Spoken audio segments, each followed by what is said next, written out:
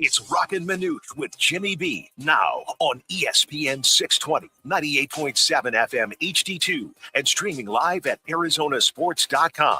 The guys are powered by the law offices of Lerner and Rowe. In a wreck and need a check? Make one call, that's all. 602-977-1900. And now on your ESPN station in Phoenix, ESPN 620, Roc and Manuch with Jimmy B.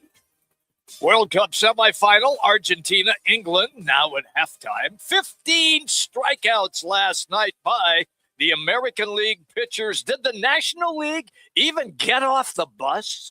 And the NBA Summer League continuing, Suns on the court later today. Welcome in, everybody. Roc and Manuch with Jimmy B. Laz behind the glass today. We're hanging out.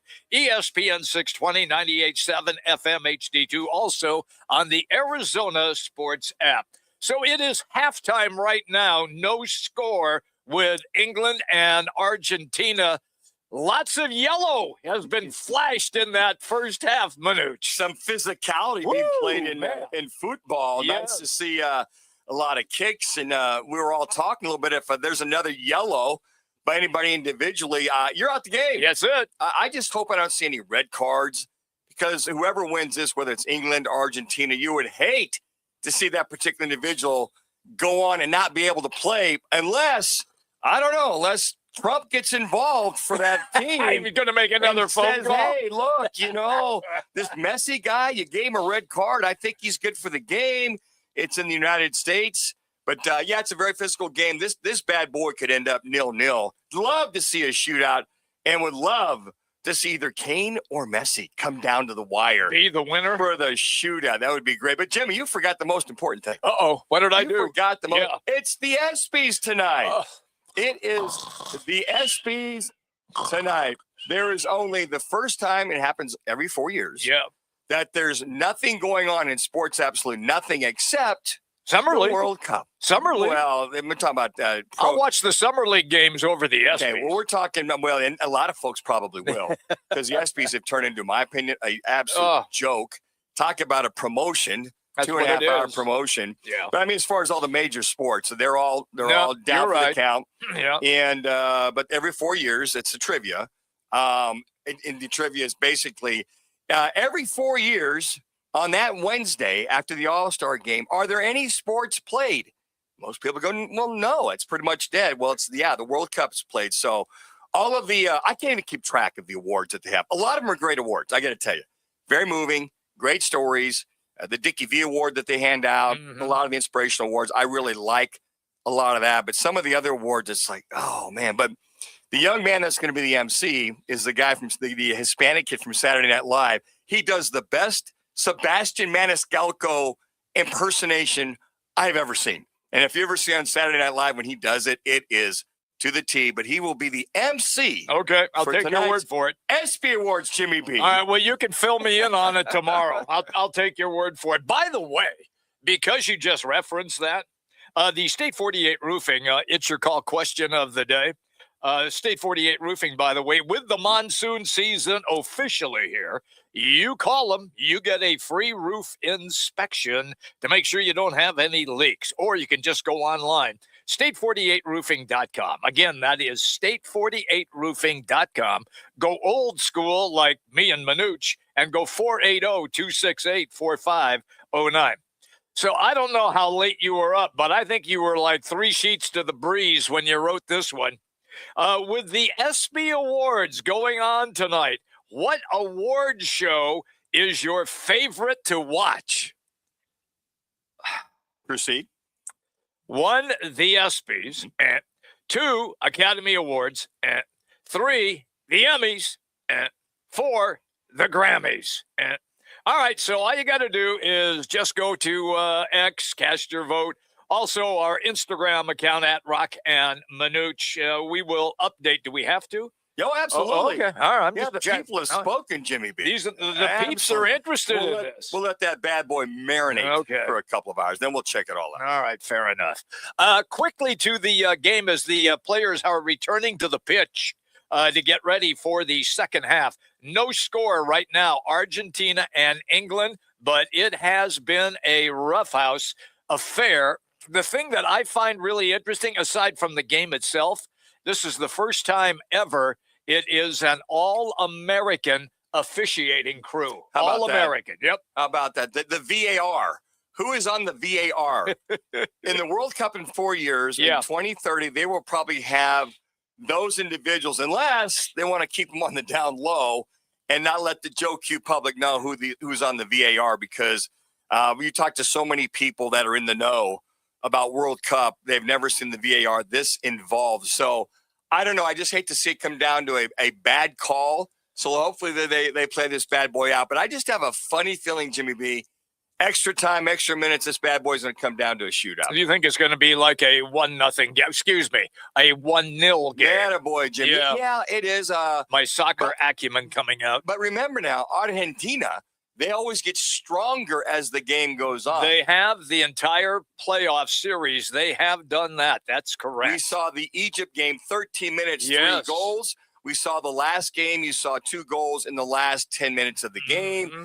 On and on and on. So I think if there's one way I'd hedge my bet in the second half, I would think Argentina is going to come on maybe the last 10 to 15 minutes of this game. Pick the pace up and even pick more. it up and get a goal. Okay. The winner, by the way, will play this weekend in New Jersey at Giant Stadium. Well, they don't call it that.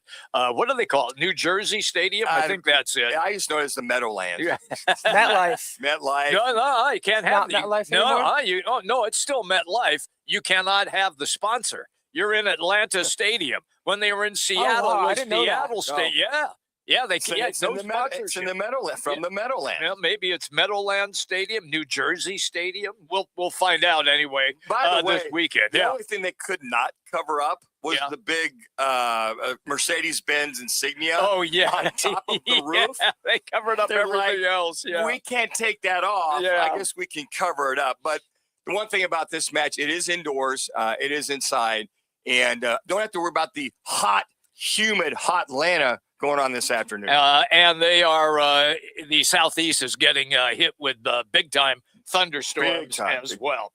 But the baseball game last night in Philly, as I said on the show yesterday, it has lost juice for me. I don't know, it's just because I'm just so damn old that it doesn't happen for me and it doesn't scooch in my underwear anymore.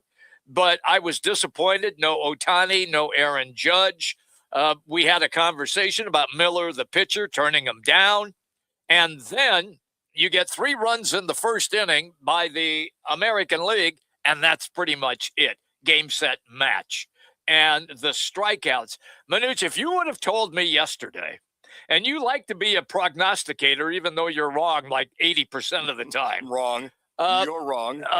If you would have said to me, the National League is going to have 15 strikeouts, I would have laughed at you. Well, on top of that, now remember now, the American League had 12 strikeouts. Yeah, it's true. So 27 strikeouts. That's incredible. Incredible. It just goes to show you that pitching and defense win championships. And I will say this.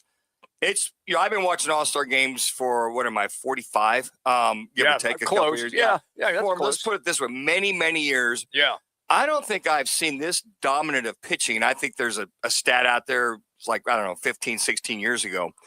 But I don't know if I've seen the consistency of how hard every one of these pitchers, the starters, the bullpen, Cease, he came in, he cranked a couple up there at 95, 96.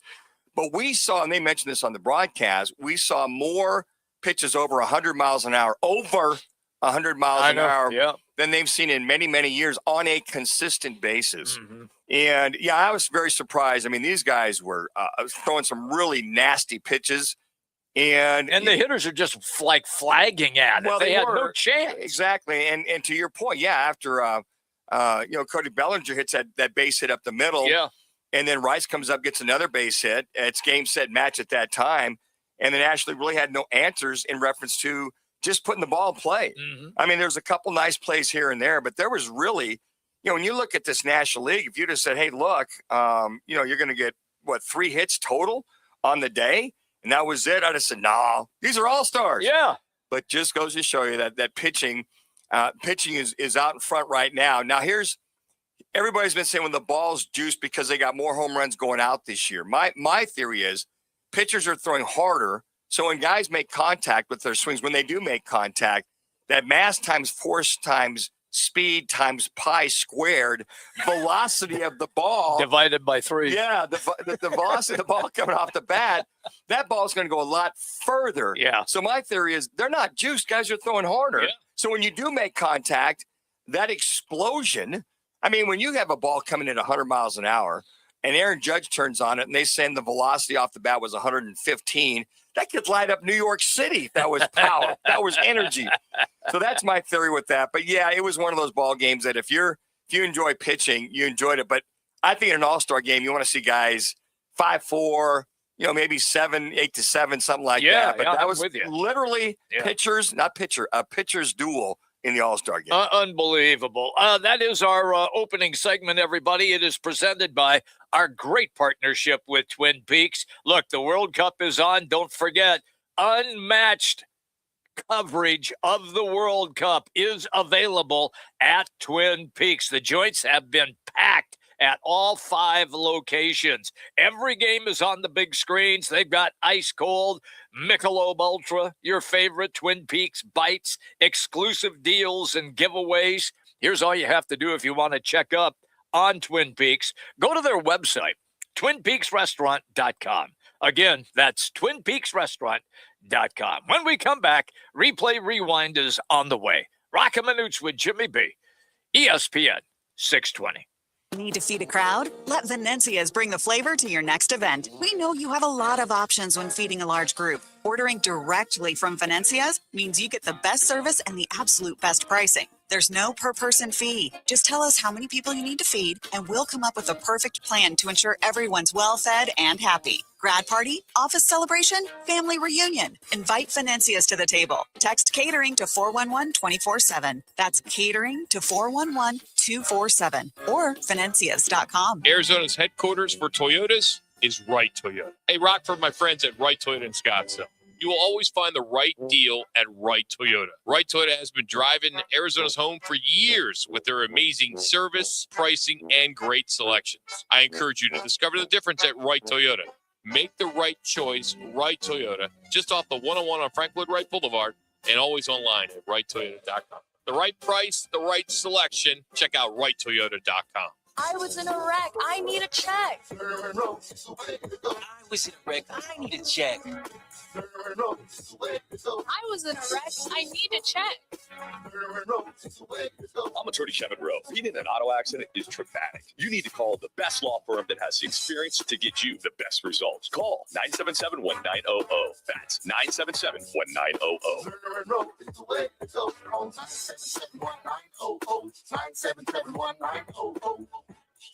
Let me remind you, Thursdays are where the weekend starts at Twin Peaks Restaurant. Grab an ice-cold Bud Light or a refreshing Michelob Ultra and catch wall-to-wall sports on massive TVs everywhere you look. Big games, cold beer, made from scratch food. Start your weekend early with Bud Light and Michelob Ultra. Thursdays at Twin Peaks. Eats, drinks, and scenic views. Your brain is powerful. It helps you learn, create, and become who you're meant to be. But too much screen time or drugs can make it harder to focus, stay motivated, or even feel like yourself. And over time, your brain needs more of that stimulation just to feel normal. What you do now matters. You've got one brain, take care of it. Learn more at loveyourbrainaz.com. Sponsored by the Substance Awareness Coalition Leaders of Arizona. Are you a dementia caregiver? Perhaps you care for your spouse, family member, or friend. Whoever it is, being a dementia caregiver can build relationships and test them. I'm Bill, and I want to thank you for the care you have provided. I have faced similar situations, so I'm speaking on behalf of the Dementia Society of America, a nonprofit organization. Request our free guide filled with tips on care, planning, and much more. Go to 1-800-DEMENTIA.org or call 1-800-DEMENTIA. Thank you.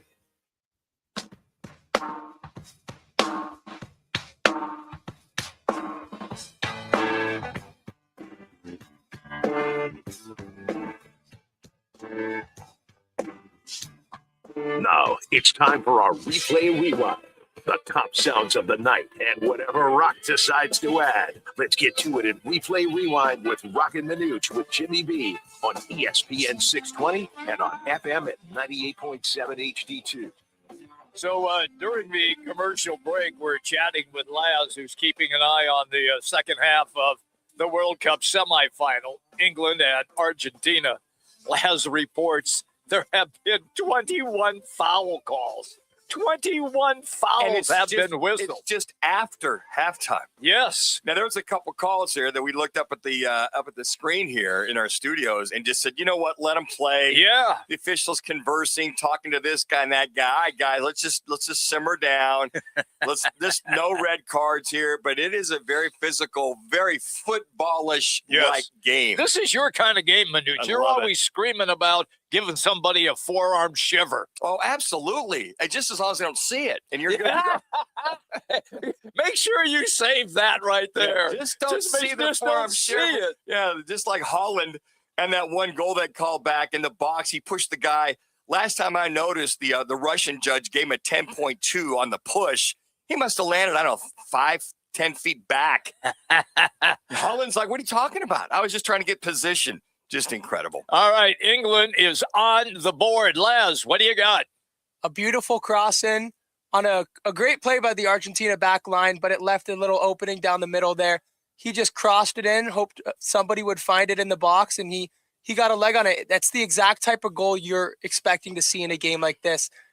Just keep putting balls on net, and eventually something's going to happen. And it was a great run by Gordon there, and he just got behind the back line of Argentina, and it was too much for the goaltender from Argentina to handle. But that is the exact type of goal you're expecting to see in this kind of game. I can't resist, guys. So you're saying England's got a leg up on Argentina right now? Is that what you're saying, Lance? I can't imagine what that country is doing right now. They have been begging for this for years and years and years, and none of them were alive the last time they saw it. In England, they're 9 hours ahead of us, so it's good about 11:15. Yeah, the drinks are flowing and they're partying right now. Absolutely, drinks, the dart games, you name it. Oh man, they were all in the bag before the game even began. I'm probably sure they were. They had all day and all night to get ready for this game. 1-0 in favor of 1-0. Yeah. Pardon me. 1-0. 1-0 now on the pitch. In favor of England, and we still got a lot of time left. And you know, in the second half. They got to always show David Beckham. They do. Always show and his lovely bride. Yeah. One of the Spice Girls. One of the Spice. Yeah. Oh, who do you want? Who do you really, really want? There you go. I can't. Manuch, can you believe I just broke that out? Spice Girls. Yeah, my daughter, and she loved that growing Are you serious? Oh, they love Spice Girls. They were the group, man, back in the day. I know. If you were Show me what you want, what you really. Yeah. Let's get to replay rewind here before I start really going off on the Spice Girls, so to speak. It is Major League Baseball from the game last night. Wasn't real exciting. If you missed the first inning, you missed pretty much the excitement. We'll pick it up here with Cody Bellinger. 28 pitch. Up to middle, and the American League catches in. Alvarez in to score. Langoliers right behind him. 2-run single, Cody Bellinger. Thank you to Fox for the highlights here. So Cody Bellinger is named the MVP of the game. The MVP of the game. He had a 2-run single. That's all he needed. By the way, hey, guys, what a great week for Hamilton Huskies High School. Oh, it was. Rock Chalowski, the number one draft overall from UCLA, going to the White Sox. And then you got Cody Bellinger, a grad of Hamilton High School and Rookie of the Year, getting an award the same week. And, hey, 1 base hit, 2 runs scored. That's it. You had Rice hit another one up the middle. And this is exactly what that one sounded with. Ben Rice getting the other one up the middle. Here it is.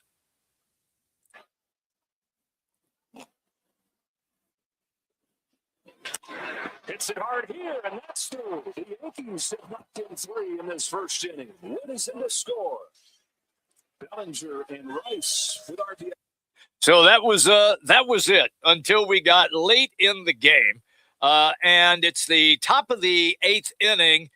Miguel Vargas at the plate. Oh, God. Absolutely destroyed by Miguel Vargas into the second deck. Yeah. So So you got there. You think you're pretty good. You got a couple of Phillies in the game, and here's Christopher Sanchez, the pitcher, and he's dealing and dealing. Well, all of a sudden, a couple walks, a couple base hits. You look up and you go, "Damn!" All of a sudden, you're down. So much for the hometown crowd. I didn't hear any booing. They actually respected their own player, which was an anomaly. It is, yeah. In Philly, yes. He walks away from the first inning down 3-0, but kind of ironic that all the nice things happening there in Philadelphia, that Christopher Sanchez, the starting pitcher, gives up the 3 runs, and he looked really good. All of a sudden, he walks a couple, gets a couple up. Those 2 base hits right up the middle. And that last home run by Vargas just crushed. It was. Just crushed the opposite Well, that way. goes back to your theory. When they're throwing 100 miles an hour and you make contact, the ball is going to explode off the bat. And you feel pretty good. His very first All-Star game, rookie, to go the other way. And just goes to show you a lot of people go, who's this guy? Yeah. I didn't vote for this guy. And all of a sudden they show up and they get a knock going the other way. Today on Wolf and Luke, they had Mike Hazen on. And the discussion is, and we've talked about this on the show, what do the Diamondbacks do following the All-Star break here and then going up toward August 3rd, which is the trading deadline in Major League Baseball? So here is the way that Hazen responded to, are you buying or selling? You know, Puck and Martinez could be coming back into the bullpen. All those things are going to factor into what we're doing. The bullpen's been phenomenal for the entire year, pretty much. And that's been a real strength of ours. The defense has been a real strength of ours. The offense is the area that I think we've talked about the most and still something that I want to focus on. We can get level of production we've gotten out of the last 4 days, and we might be in a slightly better spot. But I'm not going to just sit on that and just, project that's what's going to happen moving forward. He's not going to tip his hand one way or the other, Jimmy B. Just not going to tip his hand one way or the other. And what I hear Mike Hazen saying is when you're going to get some, pardon the pun again, Jimmy B, relief in the bullpen with Puck and Hernandez coming back will help a lot. So I would hope they'll have a pretty good read on those two. And I think they'll have a pretty good read, I would think, by August with Corbin Burns. Yeah, but you made a good point, and I can't believe I actually said that, but you made a good point yesterday when you talked about you still have a couple of weeks until the trading deadline, and you are going to be matched up against teams that are doing the exact same thing you are, battling for a wild card spot. And I think that if they can, I also hear Mike Hazen say if they can hold serve, they can keep the bottom half can keep producing, like we saw the 6 out of 10 wins of the last 10 games before the break, the last 4 in a row. If that bottom half can continue to contribute, and the top half can get back to being more consistent, Corbin Carroll, Ketel Marte, you get Jerry Perdomo, those guys going, and you can see more consistency through the lineup. I think he'll feel pretty good, but I think that he'll also look at, well, you know what? We may need more power besides Arenado at that bottom half of that lineup. Now, does Tawa continue to play? Does Vargas come in and play somewhere in the bottom half of that order? So there's some things he can deal with, but I still think he's got like a good 3 weeks, Jimmy. Yeah, to go ahead and really make a decision on, okay, where do we go? Where do we bet on the come? And once August hits, you only got 2 months to get this race to try to solidify yourself into that 3rd spot of the wild card. Let's just do a quick, because we got a couple minutes still available to us. If the bottom falls out, in your estimation, let's say they go on a terrible losing streak and they've lost 4 or 5 in a row and things are not looking, they fall below 500. Does that immediately disqualify them from being a buyer in your estimation? Or do you think you would still believe that they could be good enough with the acquisition of 1 or 2 players? I think that if they start to falter, I'd still go after it. I'd still chase it. Okay. Because you just never know. Now, to your point, yeah, you're going to play the teams that you're chasing. As you mentioned, you're going to chase, you got St. Louis. Yep. Yeah, you got Washington. Yep. And you got Pittsburgh. And then there's San Diego. So you're going to have San Diego in, 2.5 weeks. That are basically, or the right after that deadline, that trade deadline, you're going to have them in a 4-game series here, and then you got the Dodgers. So you've got some chasing as far as the wild card teams you're competing with. Yes. And then within the division, you could make up a lot of ground by taking 3 out of 4 with the Padres, or maybe taking 2 out of 3 with the Dodgers. You could, if you're 5.5 back, all of a sudden, let's say you win 6 out of those 9 games, you're basically back about 2 games back. So I think you still make the moves to go ahead and buy. Okay. I think there's enough credence there for this team to go ahead and buy, whether it's another arm or another bat, and then just continue to work the guys that you have and manipulate that lineup like Torrey's done. Were you impressed when you talked about Beckham getting all the camera time? I really knew that song with the Spice Girls. No, we're not impressed whatsoever, because we just not just you. You know, you just kind of, you're quirky that way. A little question marks about Jimmy I'm quirky B. that way? Oh yeah, I won't. There's another word I'd use, but I'm not going to do that one way or the other. No, we. Yeah. I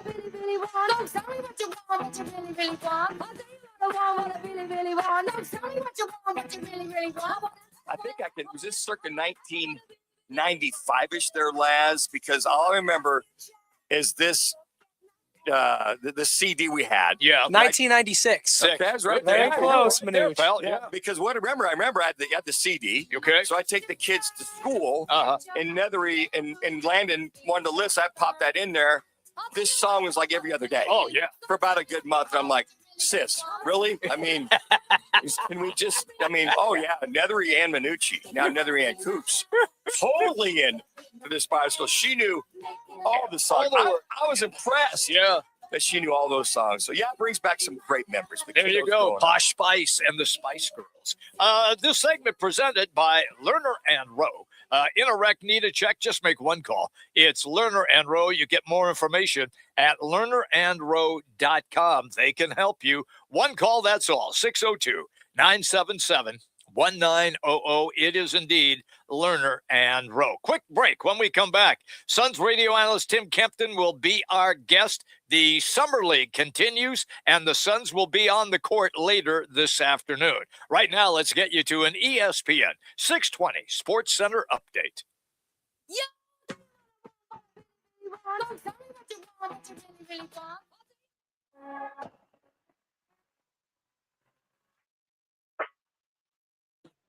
It's now time for your Roc and Manuch with Jimmy B's ESPN 620 Sports Center update.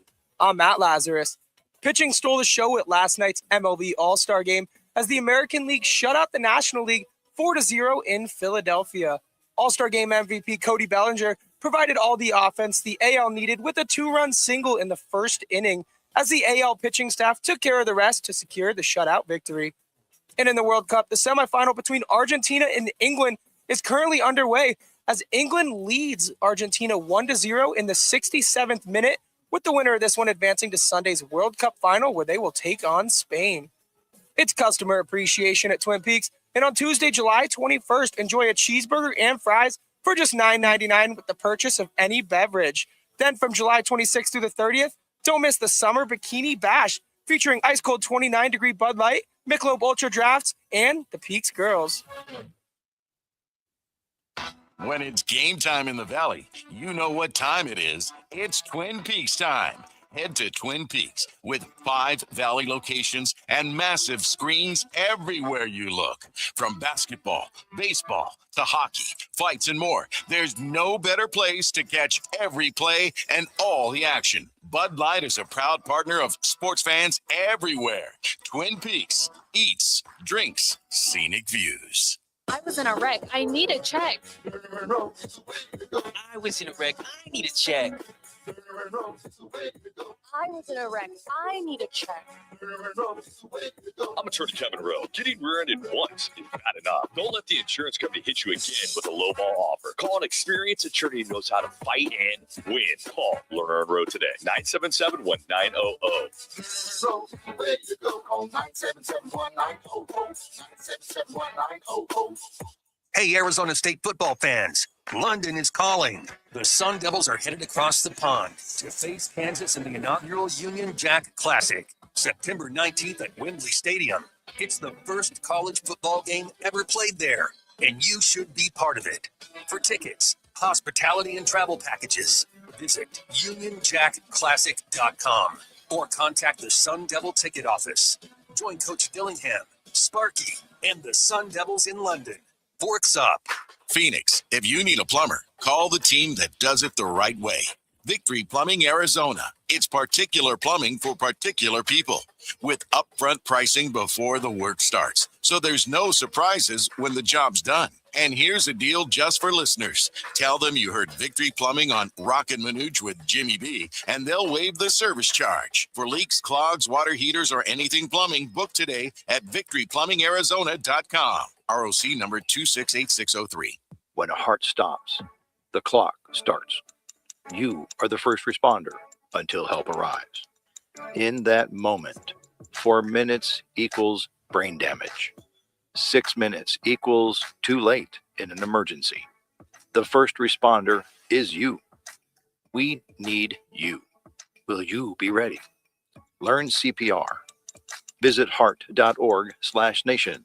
That's heart.org/nation. Game on Peoria. When it's time to eat big, drink cold, and watch every play, make it Big's American Bar and Grill in the P83 district. Big's is serving up huge portions of your favorites. Burgers, wings, nachos, plus a full bar and TVs everywhere you look. And don't miss happy hour Monday through Thursday, 3 to 6:30 p.m. with $2 off well drinks and $2 off domestic drafts, plus daily specials all week long. Bring your friends, grab a seat on the patio, and settle in for the game. Big's American Bar and Grill, where Peoria comes to play, eat, and watch. Back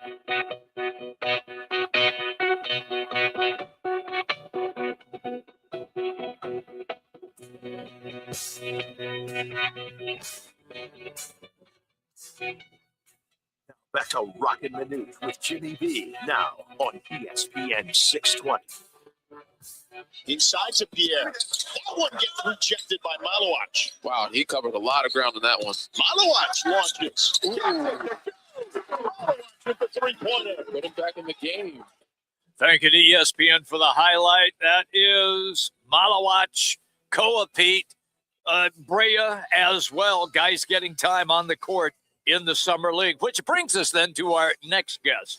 That is Tim Kempton, longtime radio analyst, former star player. He paid me to say that with the Phoenix Suns. And you can find. Sorry, I'm laughing too, Timmy. You can find him at Suns TK. That's at Suns TK on X. Just go with it. Just go with it. We deal with it every day. He is rolling. He's rolling with it. Yeah.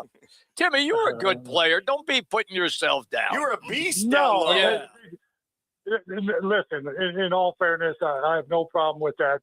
It's just, star is stretching a little bit. Yeah. And listen, anybody that makes it into the NBA is pretty darn good. And I'm not just patting myself on the back. You go from thousands of players to hundreds, and you're around there for a couple of years. You're a pretty good player. So thank you for saying that. I appreciate it. Well deserved, Tim Kempton. That is for sure. Well, he paid me. Well, that's a whole nother story in itself.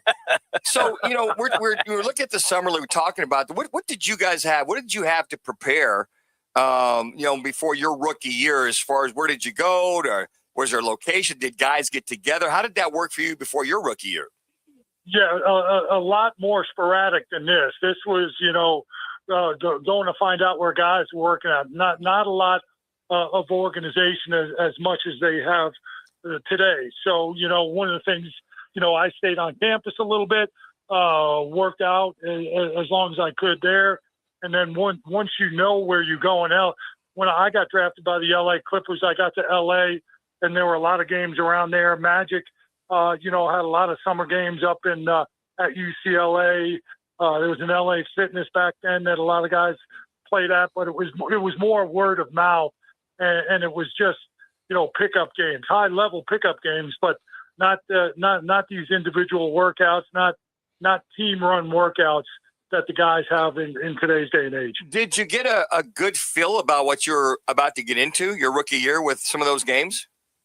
Yeah, without a doubt. It definitely wakes you up, the first time you get on a court with that level of play at every position, size, strength, speed, just the talent of making shots. It is definitely an eye-opener for sure. And what today will these young men be able to assimilate best by playing summer league, and what do they will still have to learn once they start actual NBA games? Yeah, there's definitely another step up for sure when you get to camp and when you get to competition.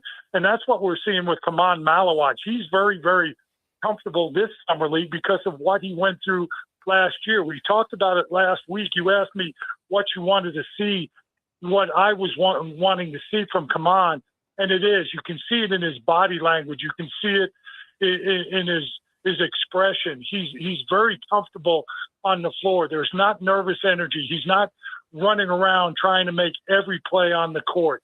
He's always in good position with this group of guys. So, yeah, it's definitely a different experience, and you can see it from Roc getting those extra minutes, especially at the end of the season when Mark Williams was hurt. He was getting some more opportunities. So, really impressed with the way Roc is playing. Yeah.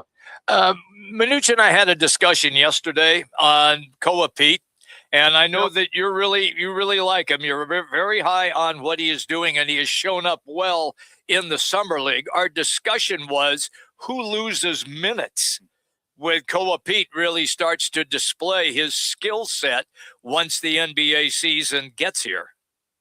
Well, that's definitely something that needs to be, in training camp and the preseason games as to, how the coaching staff puts them on the floor together, who competes in this next round. He's doing a phenomenal job in his first round and this showing against all these other players. And again, a kid that is very, very comfortable, not running around, doesn't seem lost at all.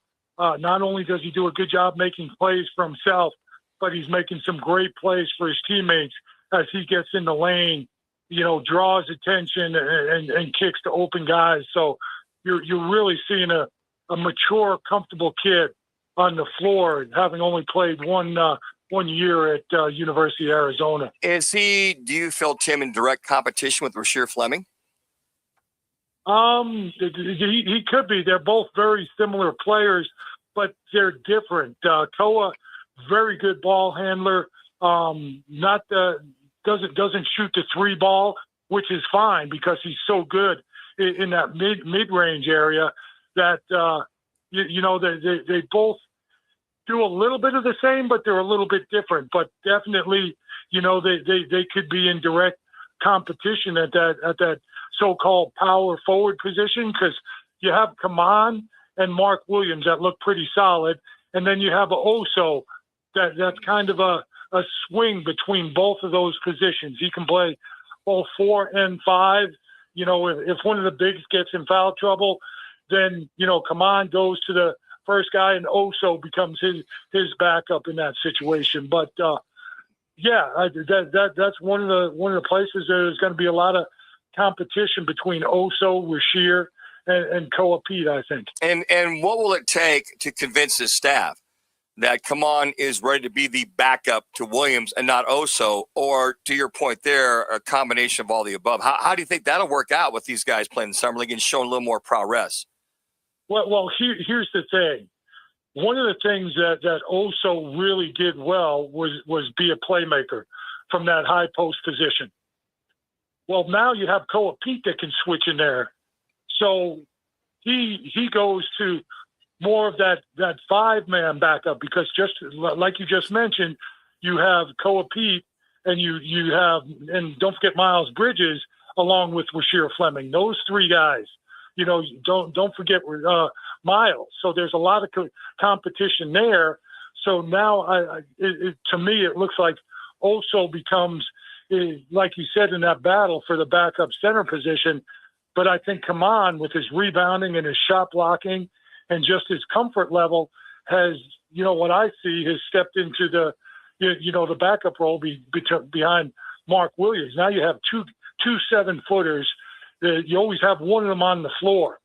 So Kaman has taken those steps, and he looks pretty darn good in summer league. Now he just has to keep that progression going in training camp with that second group and the opportunities that he gets on the floor, with in preseason games.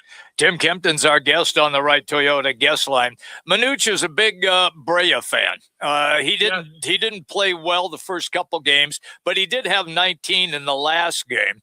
My contention is now that you have Spencer and Kennard as shooters, proven NBA shooters who can drill it from three, is Brea the odd man out, or is there still a spot for him? Well, there's still a spot for him. I tell you what, I've been to practice a bunch of times, and every time that ball leaves his hand, it looks like it's going in the basket. I mean, if he gets going and he gains his confidence at this level, and learns to do little things on the defensive end, I think he's got a shot. But yeah, the Suns, he's still on a two-way, so he's going to play a lot of games in the G League again, because as you mentioned, Kennard and Pat Spencer, a couple of guys that have proven themselves at the NBA level, a little bigger, a little bit stronger, but they're still, have Kobe Brea, who's, a great shooter. He just has to gain that confidence at this level, and we see it at times, but it's got to be more consistent for sure. And Tim, the other night he was 6 for 11 from three-point land, and to your point, he's smooth with that shot. Once he's in the groove, that kid hits him from the top, from the side. I mean, he hit a couple from 92 and a half feet or something like that. I mean, no, he's real smooth. Yeah, I mean, if you ever get to a game and you sit behind him and watch it, the ball leaves his hand and, that's in. Oh, that one's into. It's just a matter of it's long or short. He's one of those shooters that he's really good because it's never left or right. It's always on line. It's just a matter of if it's going to be long or short. It's a great stroke, and he's got a lot of talent. He's just got to make the most of it now.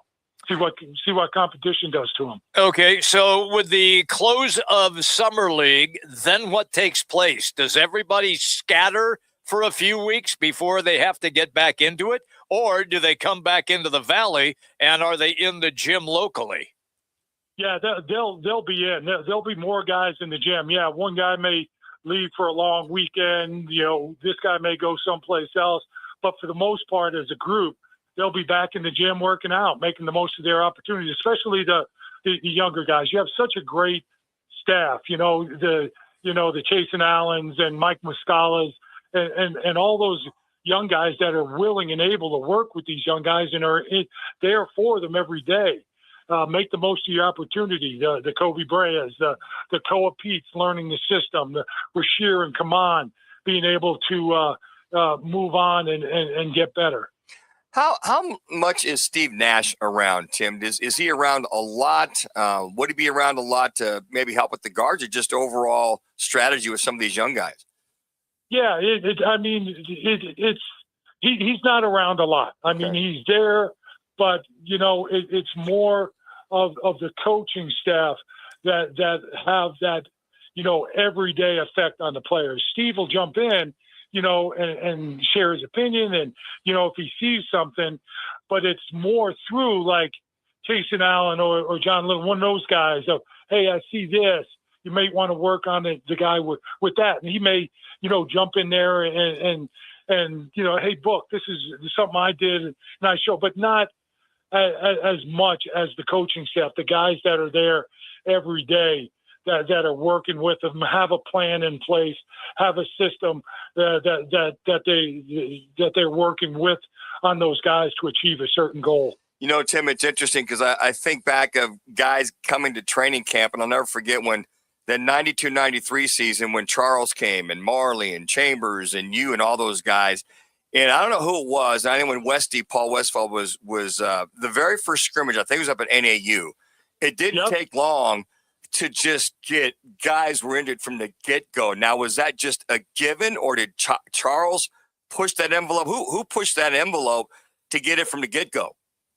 Well, here again, one of the things that you hear a lot about in the NBA is culture. Mm-hmm. So you bring in guys that are internally driven, and you look at those guys that you mentioned. There's a lot of it wasn't. That's why Paul was so good with that group. He didn't have to instill intensity and competitiveness. He had to manage people. What's the best situation here? Who's the best group to put on the floor? Because and that's a joy for a coach. You shouldn't have to coach intensity. You shouldn't have to coach competitiveness. And when you have guys like that, that come to camp like that, that makes their job that much easier. And that's what was so much fun and so good about that team that you're talking about. They internally driven to be successful and wanting to win. Tim, there's a lot of alpha dogs up there. I mean, I can just imagine. Yeah, sure were. I can just imagine a sign at the door would say, "Please leave your ego at the door and let's play." And that's part of everything that you just talked about there. Because hey, Chuck's coming in, and yep, it's Chuck. Dan Marley. Yeah, guys had to switch their role a little bit. Chambers, Chambers. But that's all within the idea of what's going to make me most competitive? What's going to give me the best result? So there were some guys that changed their roles a little bit, and that leadership role, but they were all willing to do it, and you saw how good that team turned out to be because of it. But it starts with that competitiveness and that internal drive. Always great to have a former NBA star on our show. Ladies and gentlemen, the one, the only Tim Kempton. Thank you. Privileged and honored that he would join us. Yeah. That's the other thing. Great talking to you guys. Thanks, Tim. We'll see you, Timmy. He's presented today by All City Towing. You can join All City Towing because they're looking for someone like you. They want to hire drivers, dispatchers, customer service people. They pay great. They have wonderful benefits, and including a monthly fuel allowance. Here's all you have to do. Just go online, allcitytowing.com. Again, that's allcitytowing.com. Search careers. Once again, it's All City Towing, where your future is always moving forward. All right, when we come back, we'll do a little On This Day and some football at 50. Roc and Manuch with Jimmy B, ESPN 620. When it's game time in the Valley, you know what time it is. It's Twin Peaks time. Head to Twin Peaks with 5 Valley locations and massive screens everywhere you look. From basketball, baseball, to hockey, fights, and more, there's no better place to catch every play and all the action. Bud Light is a proud partner of sports fans everywhere. Twin Peaks, eats, drinks, scenic views. Rock for RightToyota.com. At Right Toyota, they'd like you to get to know them. Their goal is to make buying your next vehicle the kind of experience that earns your recommendation to family and friends. They invite you to use all of their innovative web tools on RightToyota.com. So if you're looking for a new or pre-owned Toyota, head to their interactive website at RightToyota.com. The right price, the right selection, all at RightToyota.com.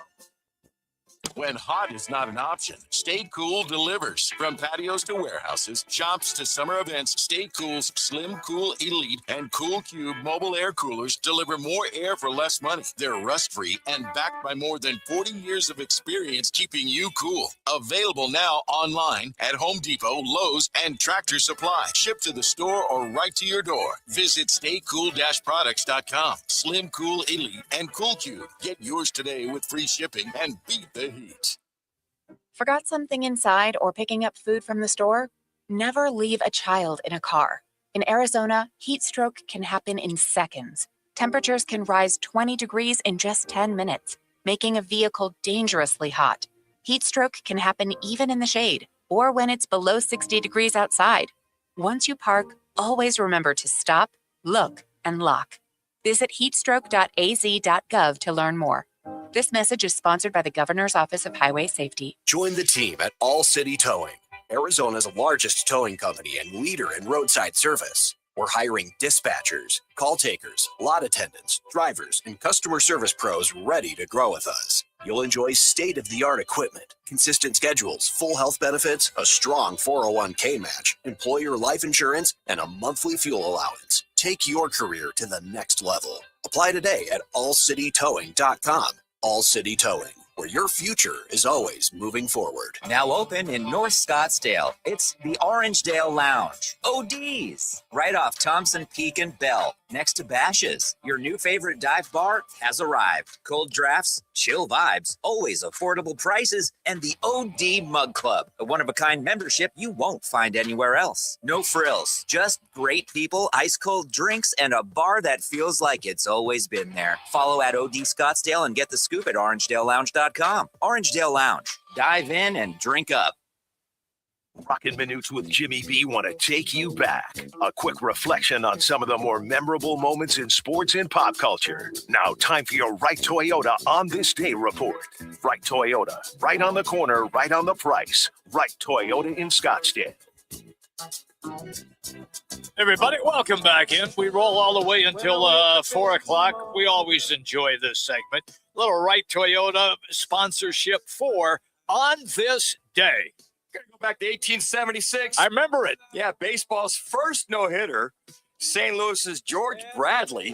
No hits Hartford. Yeah, Who? Hartford Wait, was in who? the major. That's right. And Jimmy, you remember that game. That might have been one of your first games called. Actually, there is video evidence in black and white of me calling that game. I would probably think there is, as you resurrected from the dead some 50 years later. 1978, the British Open men's golf in St. Andrews. Jack Nicklaus completes his third Grand Slam, wins by 2 strokes from Ben Crenshaw and Ray Floyd. 3 Grand Slams up to that point. 1997, the Expos announced retirement all-time save leader Lee Smith. Talk about a big dude. Man, he was good. That could just absolutely bring the heat.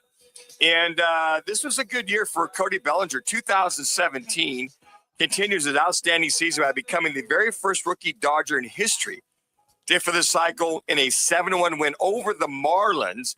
Alex Wood is the winner. Remember Alex Wood? Yes. Going back 9 years ago, improving to 11-0 on the year. So Alex Wood had a heck of a year. But Cody Bellinger seems like this week, the All-Star week of either playing or not, is Cody Bellinger. The Hamilton High School Husky had another MVP game last night, but on this day in 2017, hit for the cycle for the Dodgers. All right, let's switch gears and do a little football at 50 right now. It's presented by Biggs American Bar and Grill. Guess what? We were there yesterday. We love going there, by the way. It's a great spot in Peoria, right at Bell Road and 83rd Avenue. It's right across from the sports complex. Great place, great atmosphere, televisions, and I mean big screens everywhere, including a really nice dog-friendly patio, which is why they let me in. And they also, a great place to have your fantasy football draft. They will take great care of you. Terrific food with loaded burgers, and they have ice-cold drinks. Once again, it's Biggs in Peoria. Check them out. Just go online, BiggsPeoria.com. Again, that's BiggsPeoria.com. When you want football, you go to Peoria. You got to go to Biggs. All right, July 15th. That is the deadline for franchise tag players to enter into multi-year packs. If no deal is reached by 1 o'clock our time, the players must play out the campaign on a 1-year tender. This year, there's really no action per se. Players have received the tag this season. Colts quarterback Daniel Jones received a franchise tag. Jets running back Breece Hall. Falcons tight end Kyle Pitts. And Cowboys wide receiver George Pickens, the franchise tender. Now, the first 3 signed extensions. Jones signed a 2-year, $88 million contract while coming off his Achilles surgery. He said he's good to go. Hall inked a 3-year, $43.5 million pact. And Pitts signed a 3-year, $54 million contract to remain in Atlanta. So not much of a flurry, but the only thing that really happened is that Pickens has agreed to play for the franchise tag of $27.3 million this year. So there will be no extension. So pretty much after today, clubs can tweak a player's 1-year tender by adding more money, but the length of the pact must remain a single campaign, a single season. Now, we saw this with Saquon Barkley in 2023. They gave him a little extra dinero before the start of the season. So, really, George Pickens, for a lot of Dallas Cowboy folks, they thought he might get extended before 1 o'clock Arizona time, 4 o'clock Eastern time, to see him stick around as a Dallas Cowboy for the next 3 or 4 years. But I got to imagine, Jimmy B. Yeah. He can handle $27.3 million for 1 year. And remember, after today, they can tweak it for a little more dinero. Okay. A lot of times they'll do that in the form of a bonus, or maybe a little bit more guaranteed money. So all you Dallas Cowboy fans, you have George Pickens at least for another year. And then for you, your Colts fans, you Jets fans, and you Falcons fans, your guys are set for another 2 or 3 years. So pretty much take a good hard look at that. You always hope to get that guaranteed money. Right. Get that extension. Yeah. Did you ever get guaranteed money? I sure did. Matter of fact, when I was in Toronto, the Green Bay Packers were wink, very interested in me. Okay. So we pretty much, my agent, Pat McGroder Jr., a fine attorney here in town, was representing me. He asked the Toronto Argonauts, I was in Canada, if they could just release me. Now, the only hope was to release me so that, hopefully nobody in the league would pick me up. Okay. So you would have to clear waivers. I'd have to clear waivers in Canada. So I cleared waivers. Once I cleared waivers, the Green Bay Packers signed me. Now, here's the deal. We went into this deal going, look, Dan's not going to come out of the CFL unless he's got some kind of a guarantee. Yeah. Now, the contract with Green Bay wasn't guaranteed, but Bart Starr, him personally, on his stationery, wrote out we guarantee that Dan will be guaranteed for his first year of his 3-year contract. Wow. Okay. So when they released me before training camp, I went, look, guys, I got a guarantee here. Well, yeah, we'll bring you back, blah, blah, blah. Long story short, had to file a grievance. NFL attorney went, you know what? You got a pretty damn good case. 3 years later, we settled for about $20,000 more than I was owed. Good. Yep. Good for you. All right. Well, you're buying tonight then. Well, that was like, I don't know how. Oh, you mean you didn't save any of that money? 1985, 3 years later. Ladies and gentlemen, there has been some wild action in the World Cup match. We've got a quick timeout. When we come back, we will update you. It has been nuts in the last 5 minutes. Roc and Manuch with Jimmy B, ESPN 620. Wesley Financial Group is not a law firm. Ask yourself this question. Is it really worth holding on to that timeshare that you know you need to get rid of? Here's the truth. The average maintenance fee just went up over 17%. That could have been 117%, and there's nothing you can do about it. When you buy a timeshare, you give them a blank check for annual maintenance and assessment fees. I'm Chuck McDowell, founder of Wesley Financial Group. For 15 years, I've helped over 50,000 families cancel their timeshare. Not sell it, not transfer it, cancel it. Did you buy a timeshare because they told you it was a great investment and your maintenance fees would never go up? That's a lie. Are you ready to get rid of your timeshare once and for all? Simply call us and I'll send you our timeshare exit kit that explains all your options for cancellation. Call Wesley now for your timeshare exit kit. 800-822-1490. That's 800-822-1490. 800-822-1490. Hey everybody, Dan Bickley here, and joint pain is awful when you're the person who's fighting through it,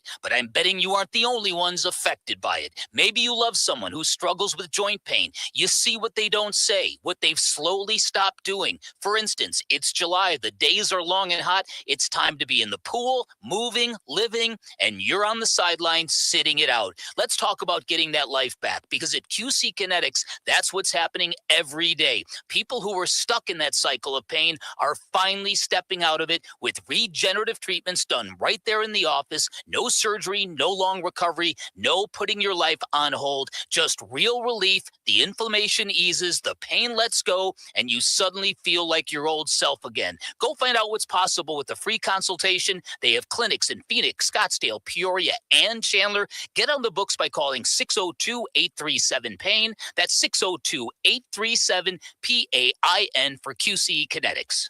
Bigger fields, bigger events, bigger experiences. Arizona Athletic Grounds. Arizona Athletic Grounds is a 275-acre sports and entertainment destination for athletes, fans, and families. Located in Mesa, AAG is one of the largest multi-sport complexes in the country, with over 475,000 square feet indoors and more than 150 fields and courts. From tournaments to training to cheer, dance, concerts, and corporate events, the Grounds does it all. Learn more at azgrounds.com.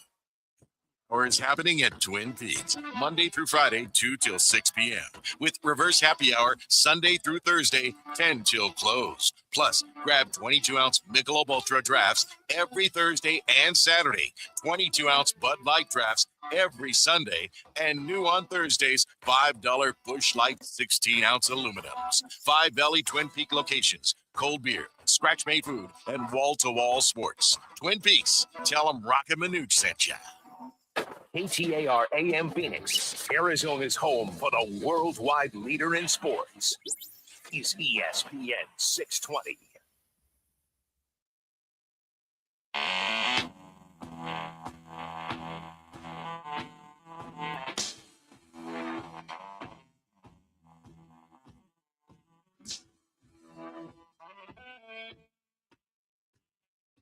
Now, to Roc and Manuch with Jimmy B. Now on ESPN 620.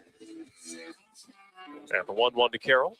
Swung up that is blasted high and deep out to right. Casey back, warning track. Wall, touch them all. Corbin Carroll.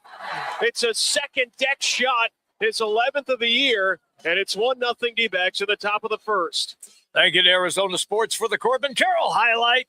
There haven't been many of them, though, however, in the last couple of games. And he was just flagging last night in the All-Star game as well. He ended up 4 for 51 at the end of the first half. 4 for 51. Now, when he gets hot, he's hot, but I just hope he doesn't go into a funk. I mean, he and Ketel Marte really struggled, even though they won those 4 games in a row. They were winning 4 in a row. They win 6 out of 10. But that bottom half, they carried them through. Just hopefully Corbin Carroll and Ketel and Perdomo can get themselves back in sync to make a run at that third wild card spot. Major League Baseball season resumes tomorrow. However, the Diamondbacks do not open up until Friday, when they will entertain Dan Manucci's favorite all-time baseball team, the St. Louis Cardinals. Absolutely. Yeah. Oh, my gosh. The Cardinals. So where's your affiliation now? Are you split down the middle, or are you going because the Cardinals were your boyhood team? No, I still like the Cardinals. Okay. They're still my favorite team. All right, so you don't split when they play here. No. I'm a Cardinal fan, thick and thin. All right. Absolutely. Thick and thin. That organization just continues. Last year was an anomaly. They really struggled. That's something you don't see with the Cardinal organization. But here they are once again. This Cardinal organization is right in the hunt. And you go, well, how do they continue to do that year in and year out? Because they're smart. They're smart. They've got good baseball people. There's traditions. They're a lot like the Dodgers, Jimmy. They develop so many people. They're 5 games above 500. They're 8.5 back. But the Brewers are just hot. They are. Major hot. And then you look at them, being back in the fold as far as the wild card concerned, they're just 1 game back of that third spot. But they do it with it's just been so interesting to watch this Cardinals organization over the years. And there you got guys, they win the World Series, was the mid-90s. They go to the World Series, they win one. They're always there. They're always in the hunt. Mm-hmm. And I just think that management, I think the organization, I think the ownership is just pretty much on par with being the best they can be, because literally right now, that's, you got professional besides the Blues and the Cardinals. Rams are gone. Yes, they are. That's pretty much it. All you got is University of St. Louis. That's it. That's right. it. But I mean, it's just always been consistent. I grew up and watching this early on, the early 60s, 64 when they won the World Series. Right. 67, they won the World So Series. You've been hooked on them a long time. No, Bob Gibson, Tim McCarver, Nelson Bryles, Steve Carlton. Still don't forgive him from going to Philadelphia. Why did they trade him? I was just going to say, he didn't have a choice. They traded him. Unfortunate. But Cardinal fan thick and thin. There you go. Once again, D-backs start the season Friday downtown at the Yard. The World Cup semifinal. It is now over, which means we can play some of the highlights for you since the game is over. Yesterday, Manuch and I had a conversation about how we thought it was going to play out. I thought the game would be roughly 2-1, maybe 3-2, so I got lucky with that score.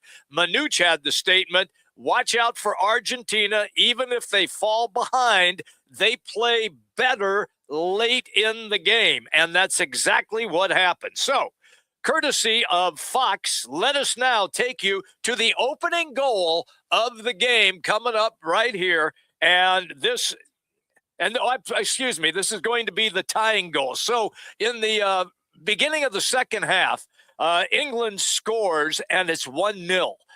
Then as time begins to wind down in the game, Argentina makes a run, and this happens. Let's see on Spence, trying to find space for that left foot into the middle. It's up Fernandez.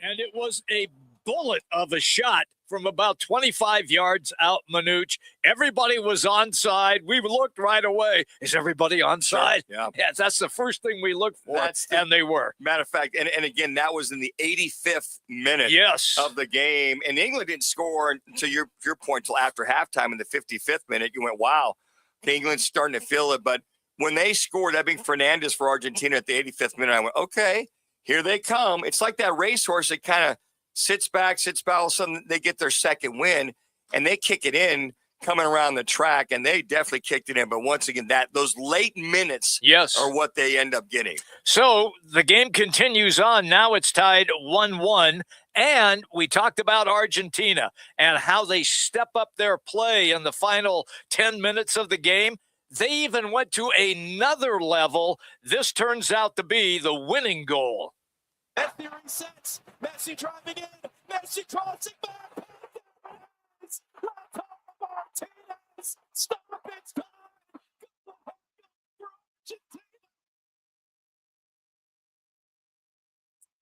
Once again, thank you to Fox for the highlights. Messi was magical with the ball. He laid it in perfectly into the box for that header to take place. Okay, so it's interesting because we talked about the Egypt game, right? When they Yes, got 3 goals in 13 minutes. Yes. So let's look at the Switzerland game. Let's look at the quarterfinal. So you look at Argentina. They come off the bat. They score in the first 10 minutes. Okay, they're going to roll. No score at all. Reference, Switzerland up 2-1. Talked about late, how they get stronger, right? Well, you get Alvarez scores to tie it up in 112th minute, going into overtime. Then Martinez wins it, 120 plus the 1 extra time to win it. And again, so their pattern, Argentina, is if they get an early goal, it's like, wait a second, these guys are out of sync. Every game so far, they have really kicked it in the last 10, 15 minutes. 20 minutes. And that's just kind of their pattern. That they get stronger, they kind of defense, they take a couple shots. And I think what they do is they adjust their coaching and the way that they attack and their strategies. By the last 10, 15 minutes of the game, they're going to come at you. Yeah. They come at your heart. They're so quick. They're so athletic. And Messi basically is more of a setup guy. He has been the guy who has had the last 2 assists. He had the big assist for the goal in the last game, and then he had the big assist on the winning goal in this game that we were watching while we're broadcasting the show today. And he is magical with the ball. But Manuch, this reminds me, because you just mentioned something. You said they did tactical adjustments. I feel like I'm listening to an NFL coach. When they go into halftime, they make tactical adjustments for the second half, and that's exactly then what Argentina did. After they fell behind, they had a tactical adjustment in the way they decided to go after England offensively. And I got to say, to the novice eye of watching Argentina, if you're not a big soccer fan and know the game very well, you do know athleticism, you do know talent, you do know skills. They pass it very well. They don't turn it over. As a matter of fact, Laz, I think the penalties somewhat settled down. The yellow cards pretty much settled down in that second half. And what did you say? There was 21 penalties in the first half alone between both teams? 21 fouls in the first half. In the second half, it got very tactical. I think what went wrong for England was Thomas Tuchel backed off way too early. He switched to a 5-4 on the back line of defense to try to stop and avoid the balls from crossing in. But then Argentina was just playing so deep in England's box.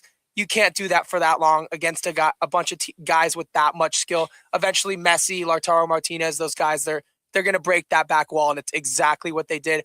I've never seen an attack like what I witnessed for the last 20 minutes. I've been going crazy back here, well, guys. you saw in the Egypt game. Yeah, they did it.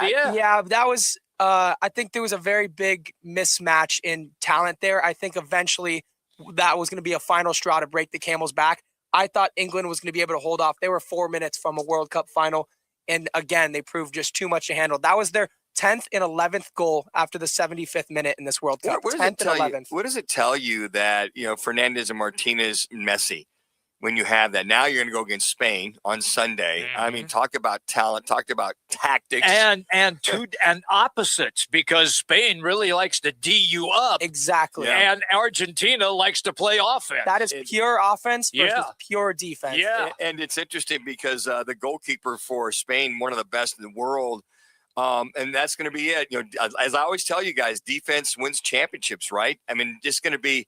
I mean, that could be a 0-0 shootout. Could be. I mean, it could be. But then again, heads up for Argentina. The Argentinians have a chance to go ahead and make a couple of shots, but it's going to be a lot of fun Sunday. Now, I forgot that this was a thing. They have a consolation round. They do. On Saturday. Yes. So it'll be England. Who lost this job? England, France. Do those in World Cup, lads, do they mean anything? Is it, all right, we're the third place gang? Does that mean anything going back over across the pond? Yeah, it's a great game. It's unfortunate that it's the third place consolation prize, but those goals still go towards the Golden Boot, and Messi and Mbappe are going for the Golden Boot. They both still have 8 goals. So the game will mean something, and they're still going to play hard for their country when they're wearing that country on their kit. So, I mean, it doesn't mean anything in theory, but they'll still play hard. That's pride factor. Oh, yeah. We beat you guys in the World Cup. We got third place. Yeah. Participation trophy. It's better than a kick in the pants. It's better than the USA. Well, it's you know what, you play all these games. You heard for almost 5 weeks. Why not have the consolation game? I just was like, wait a second. What's going on Saturday? Oh, yeah, the consolation game. Okay. All right. Take that participation trophy over there. Back to here. We'll go to McDonald's, get you a Happy Meal. Exactly right. Exactly right. After the game. Quick break, everybody. We're coming right back. Roc and Manuch with Jimmy B. ESPN 620, 98.7 FM, HD-2. Also, the Arizona Sports app. Thursdays are where the weekend starts at Twin Peaks Restaurant. Grab an ice cold Bud Light or a refreshing Michelob Ultra and catch wall-to-wall sports on massive TVs everywhere you look. Big games, cold beer, made from scratch food. Start your weekend early with Bud Light and Michelob Ultra. Thursdays at Twin Peaks. Eats, drinks, and scenic views. Phoenix, if you need a plumber, call the team that does it the right way. Victory Plumbing, Arizona. It's particular plumbing for particular people with upfront pricing before the work starts. So there's no surprises when the job's done. And here's a deal just for listeners. Tell them you heard Victory Plumbing on Roc and Manuch with Jimmy B, and they'll waive the service charge. For leaks, clogs, water heaters, or anything plumbing, book today at victoryplumbingarizona.com. ROC number 268603. Hey, it's Kevin Rowe from Lerner & Rowe, trusted across Arizona for helping injured people after serious car wrecks. And I'm Sean Forrester, managing attorney at Lerner & Rowe Law Group. We may sound alike, but Lerner & Rowe Law Group is a completely separate firm focused solely on criminal defense. We handle serious felonies, DUIs, and misdemeanors with decades of courtroom experience. If you're facing criminal charges, don't wait. Call Lerner & Rowe Law Group now at 602-977-1900. Row is the way to go. Call 977-1900. Join the team at All City Towing, Arizona's largest towing company and leader in roadside service. We're hiring dispatchers, call takers, lot attendants, drivers, and customer service pros ready to grow with us. You'll enjoy state-of-the-art equipment, consistent schedules, full health benefits, a strong 401k match, employer life insurance, and a monthly fuel allowance. Take your career to the next level. Apply today at allcitytowing.com. All City Towing, where your future is always moving forward. Arizona's headquarters for Toyotas is Right Toyota. Hey, Rock, for my friends at Right Toyota in Scottsdale. You will always find the right deal at Right Toyota. Right Toyota has been driving Arizona's home for years with their amazing service, pricing, and great selections. I encourage you to discover the difference at Right Toyota. Make the right choice, Right Toyota, just off the 101 on Frank Lloyd Wright Boulevard, and always online at righttoyota.com. The right price, the right selection. Check out righttoyota.com. The biggest soccer tournament on the planet is going on. And there's no better place to catch every match than Twin Peaks. Watch all the action on wall-to-wall TVs with ice-cold 29-degree draft beer, made from scratch food, and game day specials all tournament long. Twin Peaks is going unmatched for every match through July 19th. Cheer on Team USA or your favorite country at Twin Peaks. Eats, drinks, scenic views. $5 locations.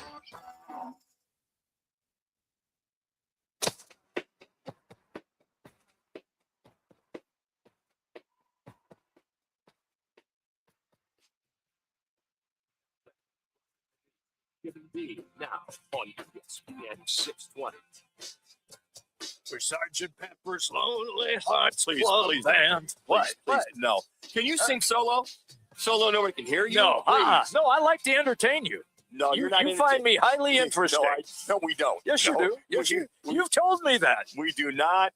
We do not After whatsoever. about 6 glasses of wine. I thought that what do you really want? You had the Spice Girls I did have song that. down. Yeah. Now I told you. Now this is what I can remember about that era. Okay. Okay. Because as I told you, Nethery and Landon, my Yes. kids, they were growing up.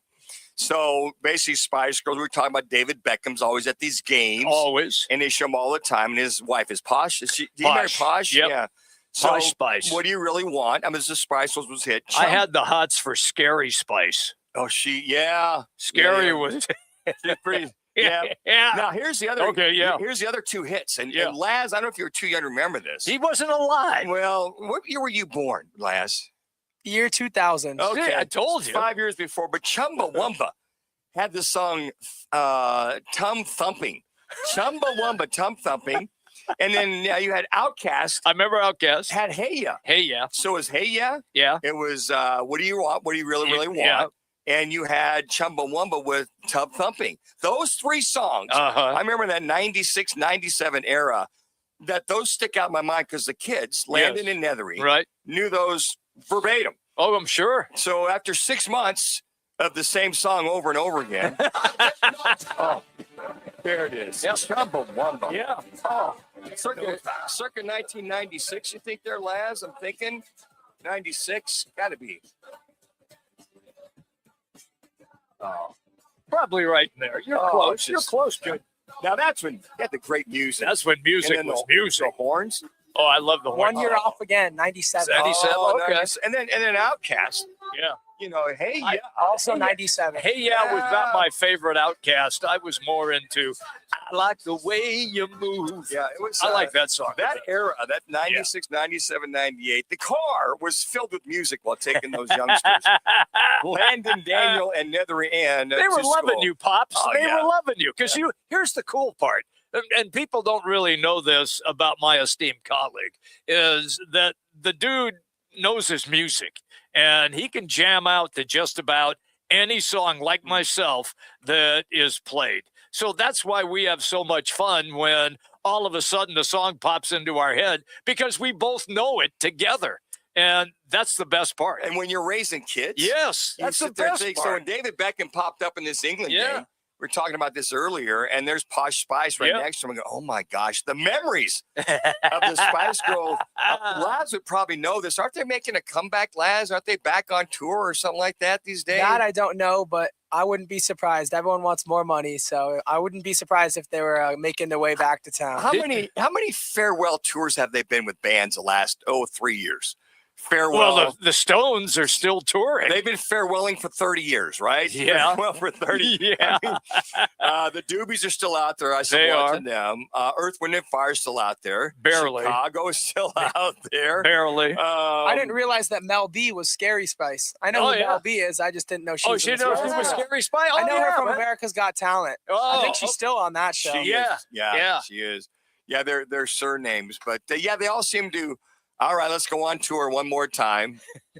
But you know what? We going to watch them. Oh, yeah. Because that's when music was music, man. Their 30th anniversary tour has been axed, and they are not doing it now. Oh, wow. Oh, no Wow. kidding. Don't know why or how, but it has been Well, axed. Scary Spice is making a lot of money doing America's By Got the Talent. way, Lionel Richie has put his last two concerts on hold. He did. We're looking to go see him in August. Yeah. So I hope he's feeling better by that time. And he's doing that with Earth, Wind, and Fire, as a matter of fact. Wow. So Lionel Richie, get healthy there, big fella. Yeah, he had a couple of pass-out incidents on He stage. didn't pass out. He just got to look good. Well, that's Didn't passing. pass out. He went down at didn't- one of them. No, he just sat I thought down. he went, okay. No, we watched Jimmy. Don't know. You got to know you have your What? facts. Hey, If Trump, he sits have your down, facts over here.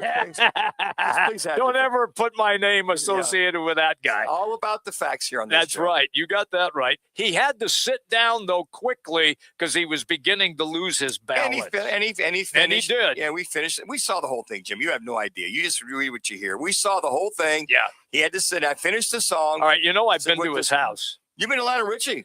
Here's the cool part. You've been to Chamberlain and Lionel Richie. Here's the cool part. you know where they played the golf tournament? I forget if it was the PG. Laz, help me out here. When they were in Los Angeles, is it the LA Country Club that was? LA Country Club. LA Country Club. And Lionel Richie's house is on one of the holes. And it's spectacular, okay? Would you hit a ball in his backyard or something? I did. So you literally hit a ball in his backyard? So I'm playing with these guys. We're just in the middle of the day, and I got connected because you can't play it unless you're connected. So I got connected, and we're out playing, and I hit a shot, and it went up over the fence and onto his yard. So the funny part is that, I'm just letting it go. Everybody's laughing. And he walks outside and he's looking around. I think he might have seen the ball, but he didn't see where it went. And he's looking around and then walks back in. So I never said anything to him or anything, but I did hit a ball in his yard and he walked outside. I would think if you tried to retrieve that, oh no, the 10 Doberman pictures he has to protect his house would have probably went, this is a snack. We're gonna eat this dude up. So you've been to the Playboy Mansion. I have. You've been to Wilt Chamberlain's abode. Yes. You've hit a ball into Lionel Richie's yard. Yeah. Guess how many bedrooms there is in that house? I just looked at the house. It is massive. It's Lionel's? Lionel Richie's house. I'm going to say, because it is huge, I'm going to say 13. His 28-room Italian Renaissance Revival mansion on the par 3, 221 That's it. yard fourth hole. 28 bedrooms. Whoa! What do you do with all that room? Well, you feel like a rabbit. You feel like a rabbit. You bounce from one room to the next. I guess you fill it up and you get under that. So the one we heard this story about Wilt Chamberlain like 25 times.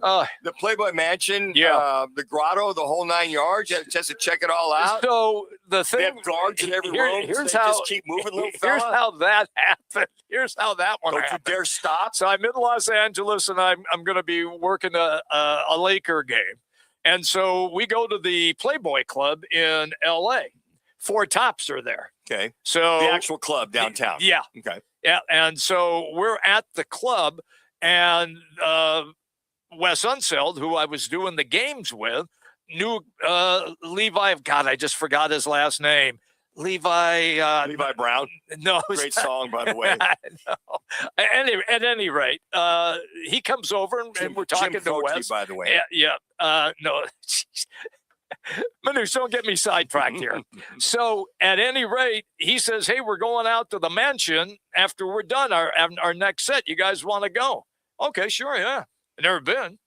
So it's not like I had like all of these customer. Yeah, really. Yeah, never been. I'm just hanging out. I'm just hanging around with these guys, and it's kind of like on this show. I'm just fill-in boy on this show. It's Roc and Manuch, and then fill-in boy. Don't ever forget which is me. See, that's my point. Okay. So you're a tag-along. So I was tag-along boy with all of the stars. Hey, let the little guy follow us. Yeah.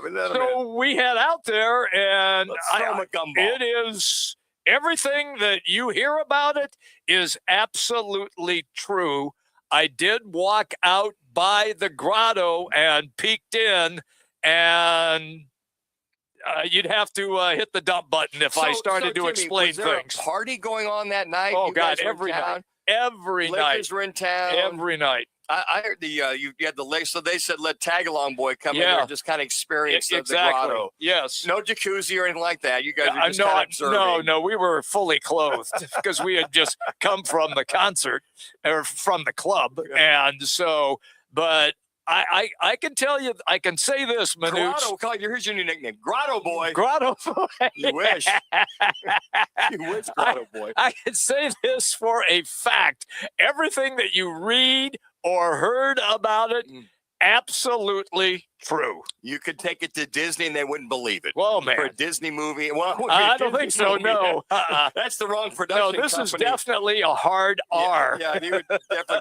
By the way, Les, so you know, they used to have Playboy clubs. They did. For many years. Yep. I want to say late 60s, early 70s. Into the early 80s. Yeah, and they started the early 80s. And there was a Playboy channel. Yes, there that was. You have to pay for now. It still is alive and well. We don't pay for that one. But you had TV. You had Hugh Hefner would come out in his his coat is what we call his smoking jacket. Smoking jacket, and they'd have different guests and stars on. Yeah. That was back in the day when it came on actual real TV. So I interviewed, working in Dallas, there was a Dallas Playboy Club. Thomas Hollywood Henderson, linebacker with the Cowboys, was in a snit with the Cowboys. So he wasn't going to play. I forget all of the circumstances surrounding it, but a friend of his called me at the TV station, says, Hollywood, nobody referred to him as Thomas. Where were you? You were in Dallas? Dallas, yeah. Channel 5. And called me and said, hey, Hollywood's going to be at the Playboy Club. If you want to interview him, he said he would let you come and talk to him. So I go get the camera guy. We jump in the cart, drive downtown, walk into the club. They stop us there, of course, because we have the cameras and everything. So they went in first because there might be people there who did not want to be on camera. And so their wives might see him hanging out at the club. That is correct, with the bunnies. So finally they come back, say, okay, Thomas is ready for you. And so I go in, I do the interview with him, and then I did a live shot from the Playboy Club with Hollywood Henderson at the Playboy Club in Dallas. So you had the insignia over your shoulder? No, I had one of the bunnies standing next to me. Do you really? Okay. Yes, yeah. You just weren't allowed inside the club. I'm not going to touch that line. Well, I mean, I want to go back in those days and party with you, Jimmy. Oh my God! It's too bad I wasn't alive. I was just in grade school when Jimmy was going through all this stuff. Not to age you. I got stories, Manuch. I just can't tell them on this show. We were missing out, Manuch. Quick break. When we come back, we're going to get into more football. Eric Williams. It's always fun when we get him on the show. NFC Fox.com writer is going to join us. Right now, let's get you to an ESPN 620 Sports Center update.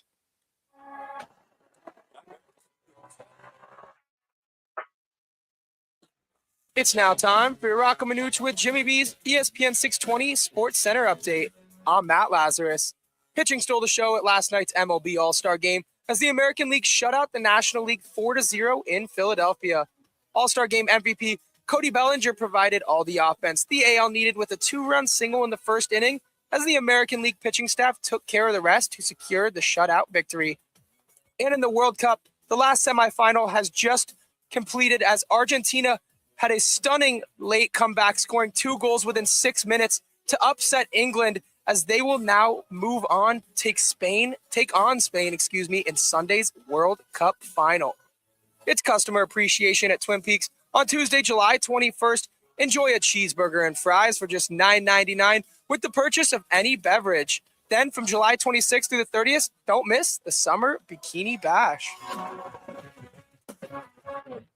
Game on Peoria. When it's time to eat big, drink cold, and watch every play, make it Big's American Bar and Grill in the P83 district. Big's is serving up huge portions of your favorites. Burgers, wings, nachos, plus a full bar and TVs everywhere you look. And don't miss happy hour Monday through Thursday, 3 to 6:30 p.m. with $2 off well drinks and $2 off domestic drafts, plus daily specials all week long. Bring your friends, grab a seat on the patio, and settle in for the game. Big's American Bar and Grill, where Peoria comes to play, eat, and watch. If you have unfiled taxes or are in debt to the IRS, this is important news. Did you know the IRS has programs specifically designed to help people struggling with tax debt? Powerful tax assistance programs that can save you thousands if you qualify. No one knows these programs better than the experts at Optima Tax Relief, America's most trusted tax resolution firm, A-rated by the Better Business Bureau. Their award-winning tax attorneys and licensed professionals have resolved over $3 billion of tax debt for their clients. One call to Optima can start the process, helping to put an end to your worries about wage garnishment, asset seizure, and other aggressive IRS actions. Find the best options to solve your tax problems. Call the experts at Optima Tax Relief today for a free consultation.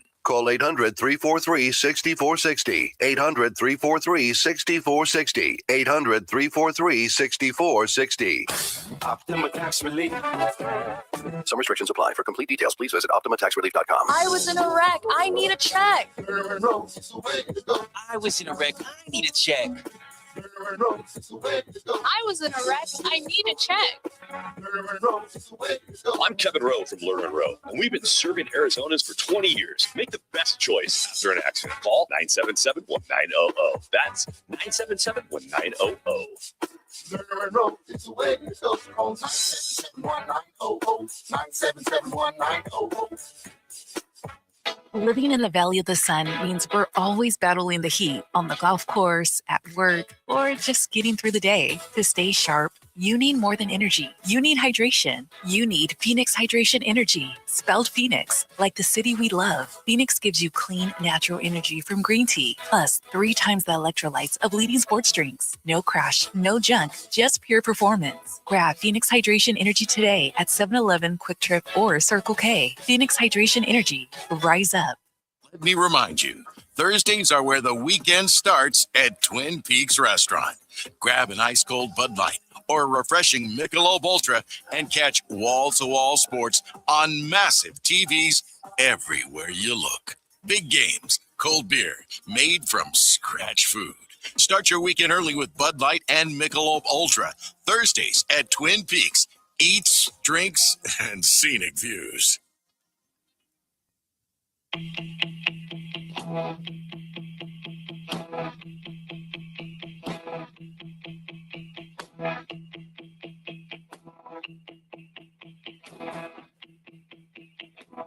Now back to Roc and Manuch with Jimmy B. Now on ESPN 620. George Holani's the running back. Thank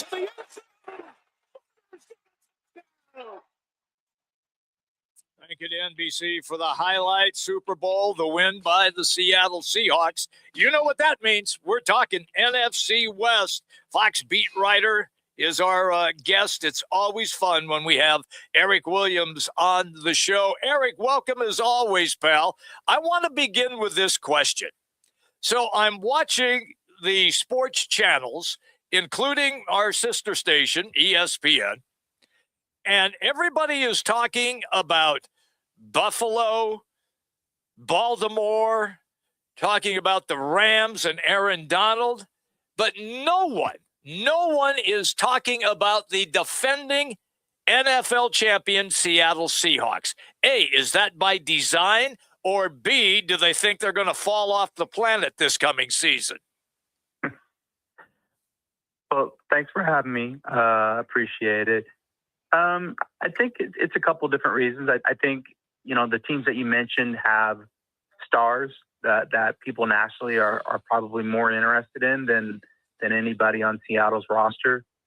And then I think naturally with everything that the Rams have done this offseason, drafting Ty Simpson in the first round, which I think was the surprise of the draft, and then making a trade for, one of the best players in NFL history in Myles Garrett, and basically setting up a dream team type roster. Naturally, people nationally are going to be talking about the Rams because of all the big splashes they've made in the offseason. And then, for the Seahawks, they kind of slide under the radar, even though they're the defending Super Bowl champs. They lost some players in free agency. So, I think people think that their roster has slipped a little bit, even though I'm not necessarily in agreement of that. And then, I think location, again, factors into that as well. The fact that they're kind of, up in the corner there in the Pacific Northwest and just naturally don't get the kind of attention because of where they're located. Well, I think that Mike McDonald, the head coach, kind of welcomes that. Eric, I mean, a couple interviews I've seen, he's like, hey, look, you know what? We just worry about us. Let everybody else have all the attention. We know what we can do. And he's not real boastful, very humble to that there. And then I think that's kind of the mantra for that team, too, is, look, guys, just show up, check the boxes, and let's go for it again without him saying it. Yeah, I think the word that comes to mind, just having been around Mike and talked to him a couple times, is surgical. They're not worried about getting a lot of, kudos or flowers. He's clinical in his approach, and that kind of rubs off with his team when you talk to them. They're similar in their approach. And then I think most importantly for that franchise is there's alignment. And that really started when Pete and John Snyder took over in 2010. they had great alignment in terms of their player acquisition and then how Pete developed them on the field. And that continued when John hired Mike. Those two now are aligned, and that's why they were able to get on the page so quickly together and get to the Super Bowl in just the second season of him being there as the head coach. All right, Eric, you're over there at Southern Cal. Here's the headline. You're sitting down, hands at 10 and 2, seatbelt on. Aaron Donald is at the center of major unretirement buzz following a recent intense workout in the Los Angeles Rams facility. Fueling this speculation is a Rams blockbuster trade by Myles Garrett, with Donald admitting the pairing has reignited his competition fire. And then there's a little cryptic note from the wife of, what is this all about anyways? All right, Eric Williams, what's the scoop over there? Come on, man. It seems like we're trending in that direction, just from kind of, the reporting that's out there and the fact that people that normally get back to me are not getting back to me, that are close to Donald. That's a cryptic message right there. Yeah. So, I wouldn't be surprised if there's an announcement here in the next couple of days that he's returning. I think the fact that he went out there and practiced and they, was caught by TMZ at the facility kind of lets you know that he wants to see where his body's at before, fully committing to it. And I think the other thing is, there was talk potentially that maybe he wouldn't come back in November and play maybe the last month of the season. It appears that if he's going to do it, that he's going to do it fully, that he's just not going to dip his toe, and that he wants to come back and go through training camp and play a full 17-game season and maybe play the normal amount of snaps that he usually plays defensively, which is, 70-80%. He usually doesn't come off the field very much. And so if that's the case, I'm concerned for the other teams that they're going to be playing against, where you're going to have to deal with Donald and Myles Garrett on the field, along with Byron Young and Kobe Turner and Braden Fisk and Poona Ford. I mean, they have a lot of dudes defensively, not to mention the moves that they made in free agency, trading for Trent McDuffie, signing Jalen, Watson, and to improve their secondary. They're definitely going to have one of the best defenses in the league already without, Donald being on the field. It's interesting, Eric, when you read the storylines of this whole Aaron Donald situation, that, a lot of guys are saying, hey, this is either in the best shape of his life, that maybe he needed like a 2-year hiatus just to kind of recoup, relax, heal up, on and on and on. And it's interesting when you go back and read the stories, if you read between the lines, it kind of adds up if he does come back, that there's never really been, there's no way I'm headed off to Montana for the next 30 years. You know what I'm saying? There was really no definite done kind of thing coming from the Aaron Donald camp. Yeah, I think that's fair. I think he definitely wanted a break, and I think that's the reason he retired. He had accomplished everything that you could accomplish as a pro football athlete. He won a Super Bowl. He won, 3 Defensive Player of the Year awards. He's probably going to be a first ballot Hall of Famer when that time comes for him. And he's retired relatively healthy, which a lot of people don't get the chance to do. So I think the idea of spending time with family, maybe pursuing some off the field business interest, during the time that he's been away, he definitely seems like he's kept himself busy. That said, you always see him posting these workout videos where he's using 100-pound dumbbells, to do bench press. And we're like, do you really need to do 100-pound, dumbbells at this point? And he looks like he's in great shape, like he could play, right away. I mean, some people are just genetically blessed like that. Obviously, he's one of those people that has that. So I just think this is a unique opportunity to be able to play with a talent like Myles. If you're Donald, he never moved out of the LA area. He still lives here. So I think that's part of it too, that he's close, and he has a really good relationship with McVay. So I think that kind of plays into it as well. He knows he's going to be playing for a coach that he trusts and respects. You think the wife said, look, dude, you've been around here 2 years. Why don't you go back and play and get out of the house for a while? Yeah, there's probably a little bit of that to it as well. Maybe just boredom, Like, why don't you go out there and just go wreck people, which is what you like to do, and you can still, do it. You're still healthy enough to be able to do it. Eric, it looks like in San Francisco, a lot of the guys, they had 100% participation aside from Manuch. A lot of guys, they start next a week from Sunday there in San Francisco. Everybody's already there early. Is this team on a mission to get back to win it all, or do they just realize as an organization, and then maybe players, that these opportunities will be few and far between over the next couple of years, that hopefully get it all done again this year? Yeah, I think it's it for this group. I mean, they're old. I mean, you got to keep it, on 100 when you look at this roster. You have 3 of your core players that are coming back from season-ending injuries, in Warner, Bosa, and Kittle. I think the Mike Evans signing is huge because now they have, again, an adult in that wide receiver room that's played at a Hall of Fame level that can come in and still, win on the perimeter. So I think that kind of solidifies things, and you hope that Pearsall can stay healthy to be that number 2 guy there. But if those guys don't stay healthy, and I include Trent Williams in that, who's 38 years old, I just don't know how they're going to be able to win week in and week out. And are they going to be able to stay healthy enough for a 17-game season? So I'm interested to see how Shanahan manages that roster. And then what's their depth like behind some of those players in case, they inevitably get hurt? Are other guys going to be ready to step up and fill meaningful roles? And then you also have a new defensive coordinator. So you're going to have some transition defensively and what's going to happen, although, Shanahan has coached with Morris before and they know each other well. It's still going to take a little while to kind of figure out how he's going to approach things differently defensively. Any update at all on the Ayuk situation? We see some goofy videos every once in a while, and that's it. You got anything more? How many psychiatrists are lining up to treat this young man?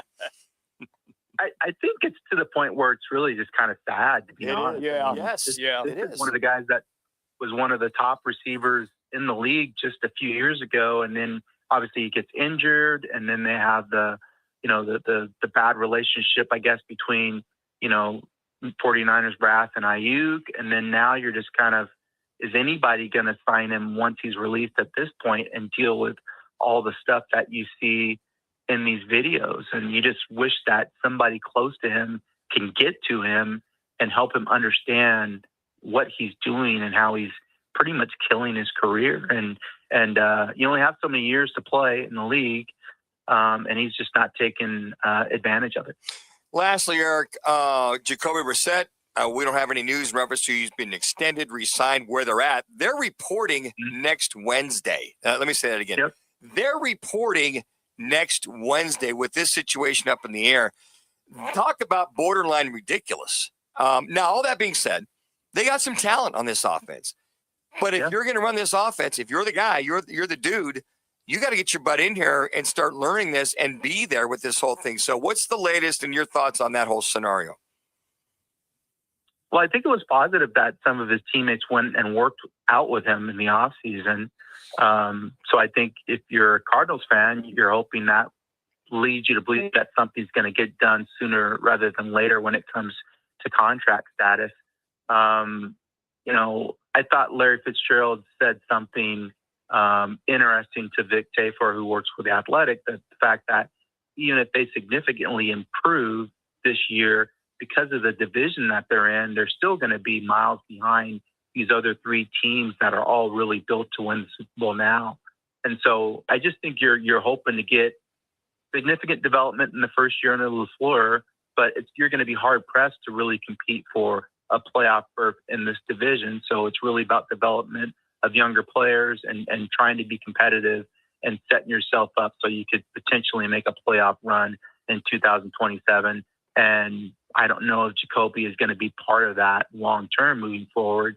And so I guess that's why they're taking the approach they're taking right now in terms of his contract, because they're not as concerned about this year and more concerned about laying a good foundation for what this team could potentially be in 2027. But that doesn't make you feel better if you're a Cardinals fan. I mean, you want your team to be able to compete this year.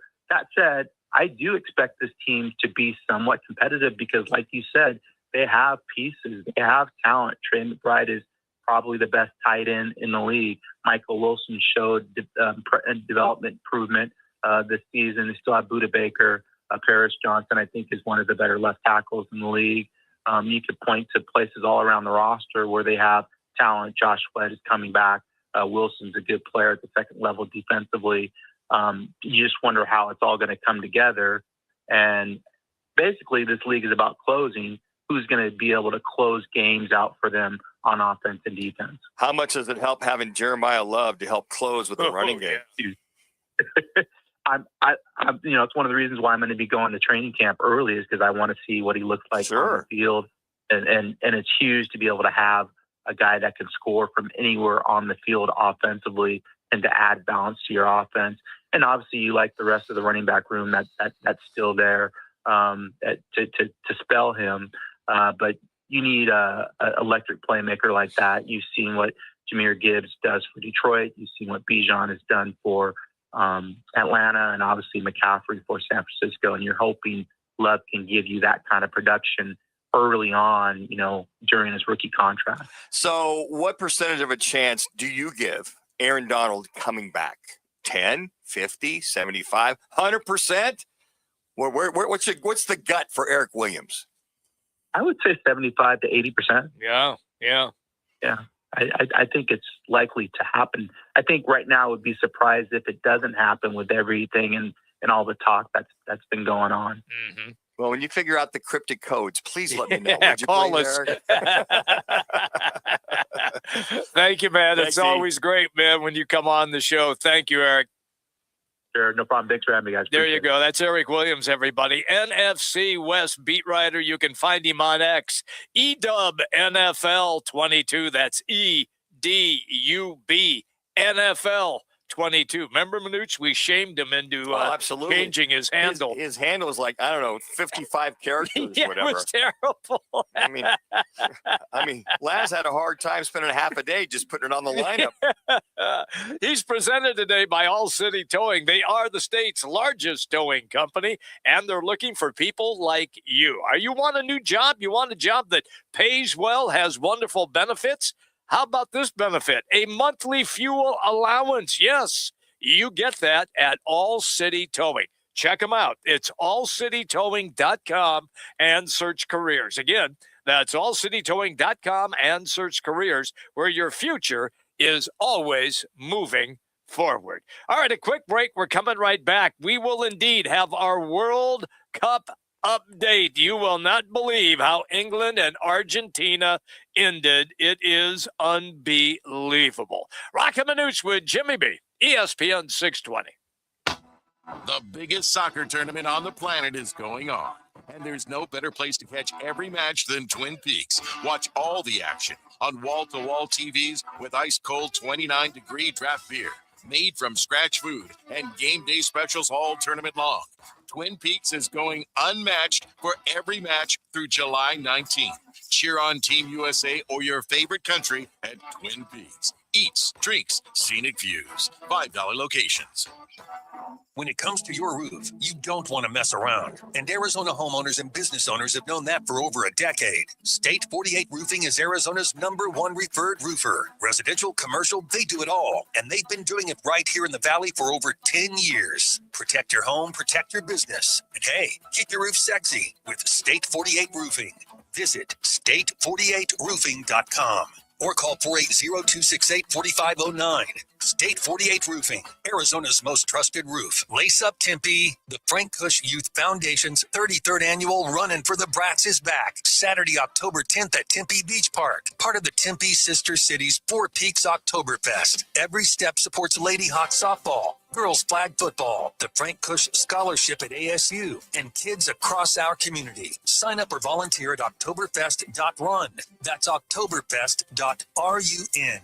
Give back, run, cheer. October 10th, Tempe Beach Park. When hot is not an option, Stay Cool delivers. From patios to warehouses, shops to summer events, Stay Cool's Slim Cool Elite and Cool Cube mobile air coolers deliver more air for less money. They're rust-free and backed by more than 40 years of experience keeping you cool. Available now online at Home Depot, Lowe's, and Tractor Supply. Shipped to the store or right to your door. Visit staycool-products.com. Slim Cool Elite and Cool Cube. Get yours today with free shipping and beat the heat. Now open in North Scottsdale. It's the Orangedale Lounge. ODs, right off Thompson Peak and Bell, next to Bash's. Your new favorite dive bar has arrived. Cold drafts, chill vibes, always affordable prices, and the OD Mug Club, a one-of-a-kind membership you won't find anywhere else. No frills, just great people, ice-cold drinks, and a bar that feels like it's always been there. Follow at OD Scottsdale and get the scoop at orangedalelounge.com. Orangedale Lounge. Dive in and drink up. Right in the heart of Arizona Athletic Grounds, one of the largest youth sports complexes in North America. Bristol's is the ultimate hangout for families and sports fans in Mesa. Come experience amazing double-decker cheeseburgers, award-winning wings, smoked barbecue, and fresh, craveable salads. With seating for 500, a full bar, 20 beers on tap, and over 100 TVs, happy hour Thursdays, Friday and Sunday from 4 till 6, plus trivia night every Thursday night. Bristol's, where Mesa comes to eat, watch, and win. The U.S. is on the world stage, and there's a lot to get to. This is your World Cup Soccer Update, powered by Twin Peaks. 5 locations across the valley showing you every match. And Michelob Ultra, pouring all summer long. Let's get you caught up. Theory sets. Messi driving in. Messi crossing back. Stop. It's time. Thank you to Fox for the highlight. An unbelievable finish in the World Cup semifinal. Argentina and England, 2-1 the final. This world-class soccer update powered by Twin Peaks. 5 locations in the Valley. They have every match on the entire tournament, and they will have the finals on as well on Sunday. It's going to be a spectacular time at Twin Peaks. They're pouring Michelob Ultra all summer long, so you can enjoy that as well. There's no better place to watch the games. 5 Valley locations. It's Twin Peaks. The atmosphere is off the charts. All right, Laz, update everybody. What a match, guys. And we now have our World Cup final set on Sunday morning as Argentina is looking to go back-to-back as world champions, and they're going to face off against Spain in that World Cup championship. But like we said, Spain is all defense. Argentina is all offense. Let's recap this game that we just witnessed, though, as it was one of the best that I've witnessed, not only in this World Cup, but in any of my recent memory World Cup games. So first, England strikes early. Not early, but after the second halftime, into the second half. So it's the 55th minute, Anthony Gordon. England was actually playing better, I think, in the first maybe 60-plus minutes. They cross a beautiful ball in. Anthony Gordon gets his foot on it, and they take an early 1-0 lead. England was looking like they may just upset Argentina and advance to the World Cup final, but then they made a bad mistake against a good team in Argentina. Thomas Tuchel, who is their manager, he then changes to a 5-4-1, which basically means he had all 9 of his guys back on that back line to avoid Argentina from just sending cross after cross after cross in. But Argentina just kept getting deeper into England's territory, deeper into their box, and they were just pressuring so hard. So what they did wrong there was they tried parking the bus with 40 minutes to go. You can't do that against anyone, especially against the reigning world champs. So Messi had too much space, too much time, and the ball on his foot for way too long. And when that happens, it's only a matter of time. So then he gave a nice little pass to Enzo Fernandez from outside of the box, and Enzo hit an absolute screamer. I mean, it was a beautiful goal, tailing to the left. There was nothing anyone could have done about it. And they equalized it 1-1. And from there, you just had a feeling that this wasn't going to get to extra time. They were just, pedal to the metal.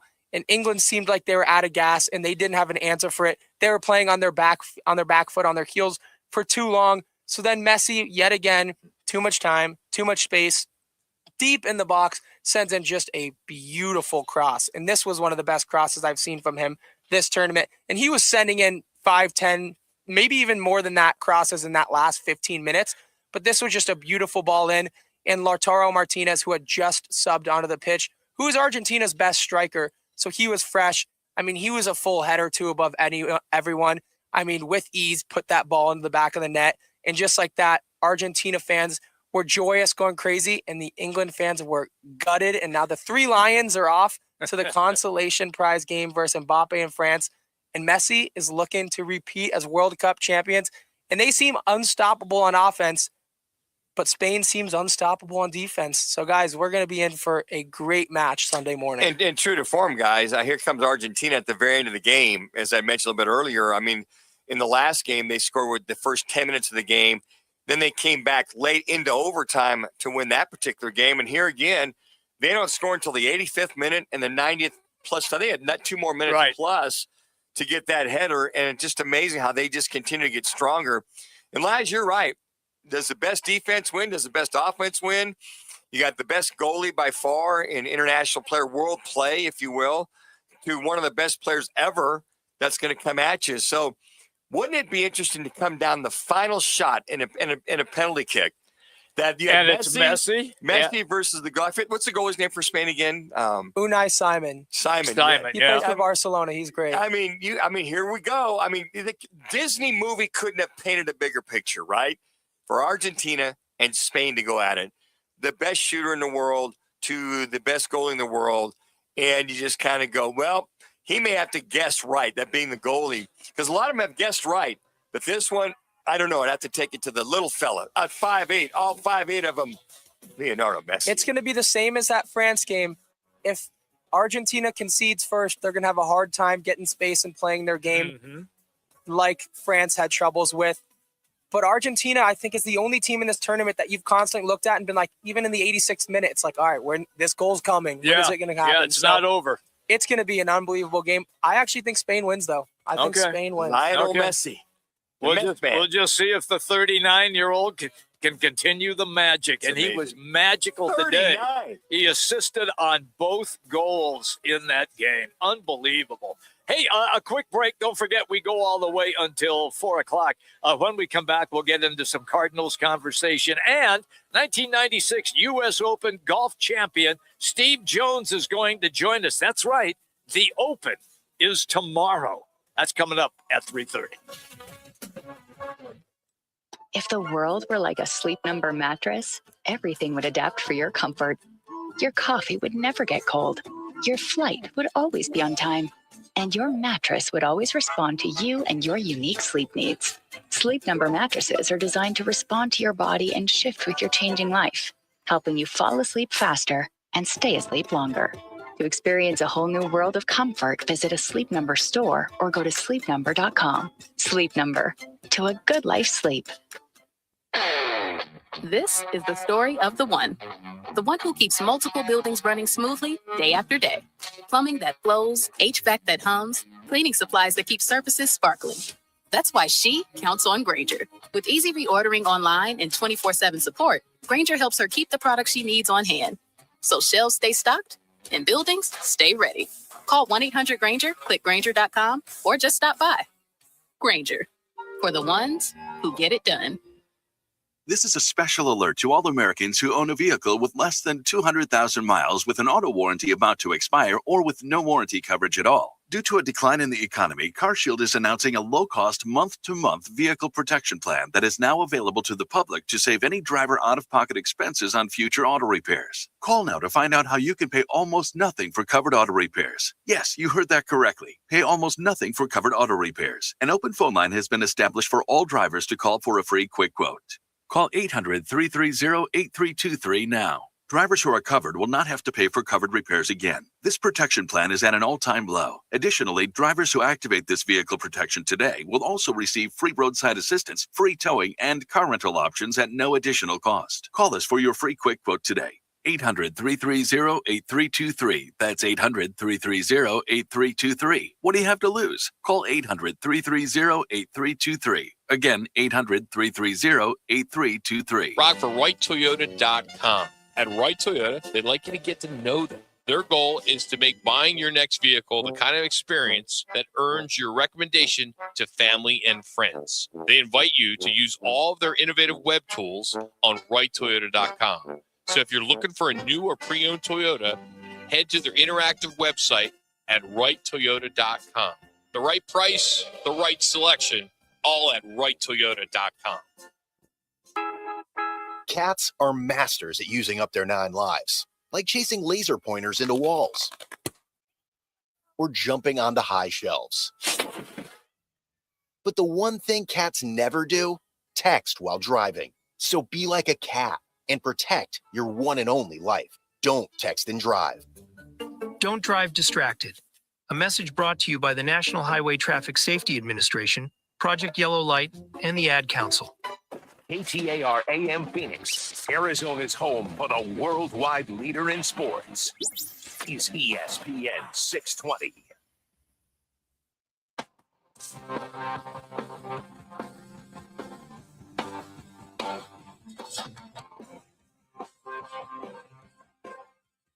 It's Roc and Manuch with Jimmy B on their new home, ESPN 620. All right, everybody, you can't get rid of us that easy. We've got another hour here for your listening and dancing pleasure. Roc and Manuch with Jimmy B. Labs behind the glass.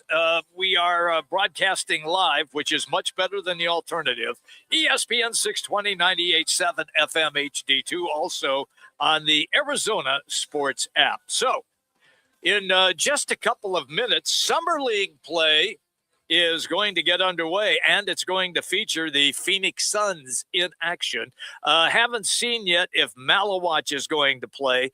We believe Koa Pete is going to be on the floor. Brea also will probably get some minutes as well, but we're just waiting to find out if indeed Manuch will indeed get minutes in this game as they start to wind down the Summer League, Manuch, in Vegas. Yeah, as I understand, he's full force and effect for this game. Okay. They'd like to see him. What do you got? 2 more games left? Yes. I think this weekend they end it all, but they want to get Manuch more and more involved, develop his confidence before the break, before training camp. And, we were talking a little bit earlier to Tim Kempton, the fine color analyst for the Suns. Mm-hmm. And watching the growth of Manuch, and I mean, looking at his numbers last year as a rookie to this year, you could just see the confidence. He scored 21 points the other day, 5 for 10 from the field, 1 for 4 in reference to the 3-point line, but 6 for 6 from 1 for 4 from the 3-point line, and then 6 for 6 at the free throw. That's the key. 10 rebounds, the 2 assists. Yep. He had the 4 blocks, which they really liked. He's more active that way. Now, the guy's 7'1", 7 foot 7'1". Yeah, 7'1". He's got 25-foot long arms. He's 19. He's just amazing. It's amazing. The guy's 4 inches shorter than Wemby, and he's got that length. And just imagine Wemby with those arms and people coming in, him swatting away. But I think the thing they really like is just him committing, key phrase, committing to defensive rebounding or just rebounding per se. They're not. I was listening to the guys on NBA TV. Sure. Not that he's committed to the offensive rebounding, but they want these guys to block out. Yeah. I mean, that was a nemesis for this Suns team last year. You screamed all season. Can you block out somebody, please? Can you put a body on somebody? Anybody. Because look at all of the offensive rebounding that we saw game in and game out against the Suns last year. So he was committed to the defensive rebounding side. As far as offensive rebounding, I didn't really see a lot of that. But in Summer League, you don't pay much attention to it. But they were emphasizing to this team, this group of players playing for the Suns, to block out. And you look at Koa Pete, he had, 5 rebounds. And I'm trying the offensive rebounding, not many. You're not going to see much offensive rebounding.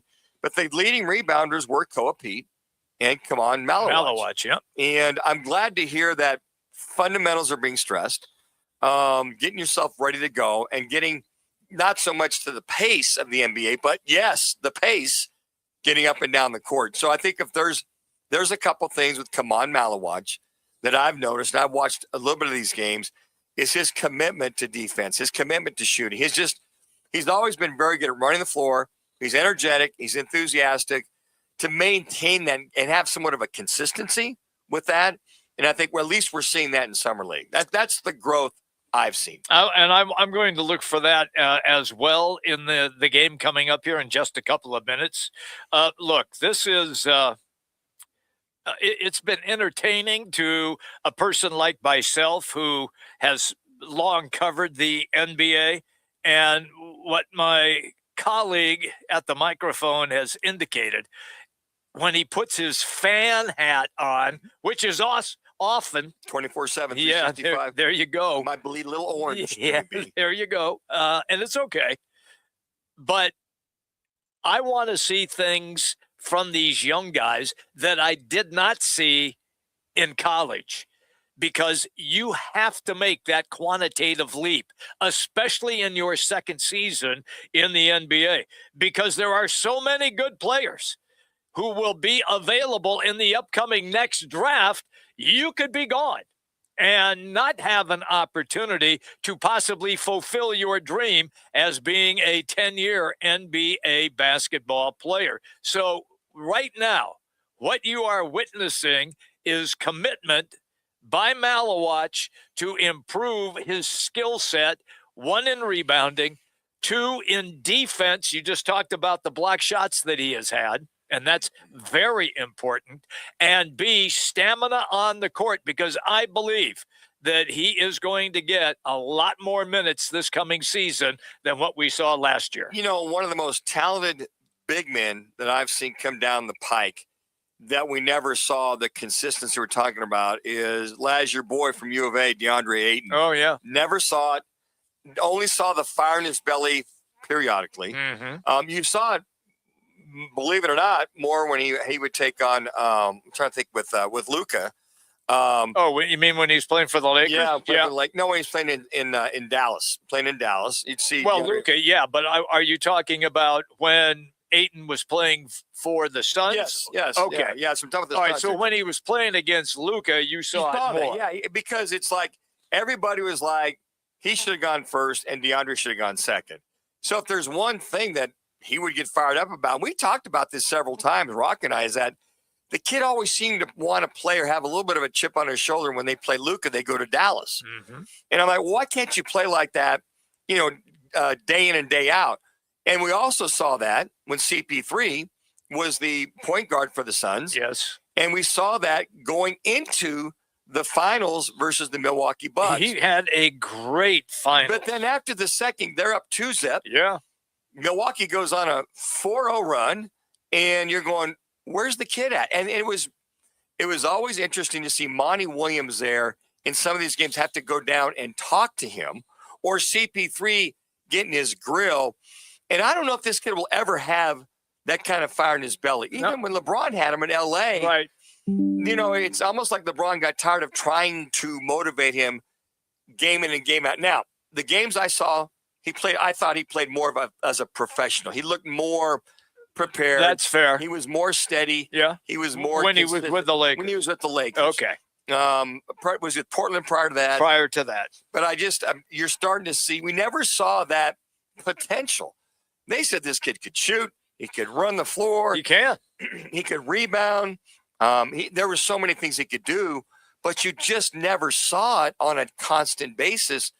And I know I can't speak for Tim Kempton, but Tom Chambers, all those guys, it just seemed like they just could not get this kid, or it would just frustrate them as former players to see this talent not go ahead and go to the next level, which I think you're talking about is Manuch getting to the next level. Correct. Improving on it and growing in that realm where there's guys like you said. I think the Suns just said, you know what? Enough's enough. Yeah. We're going to trade this kid to Portland. Yeah. Look. That being DeAndre Ayton. Yes. I mean, he is what he is. He's 17-10.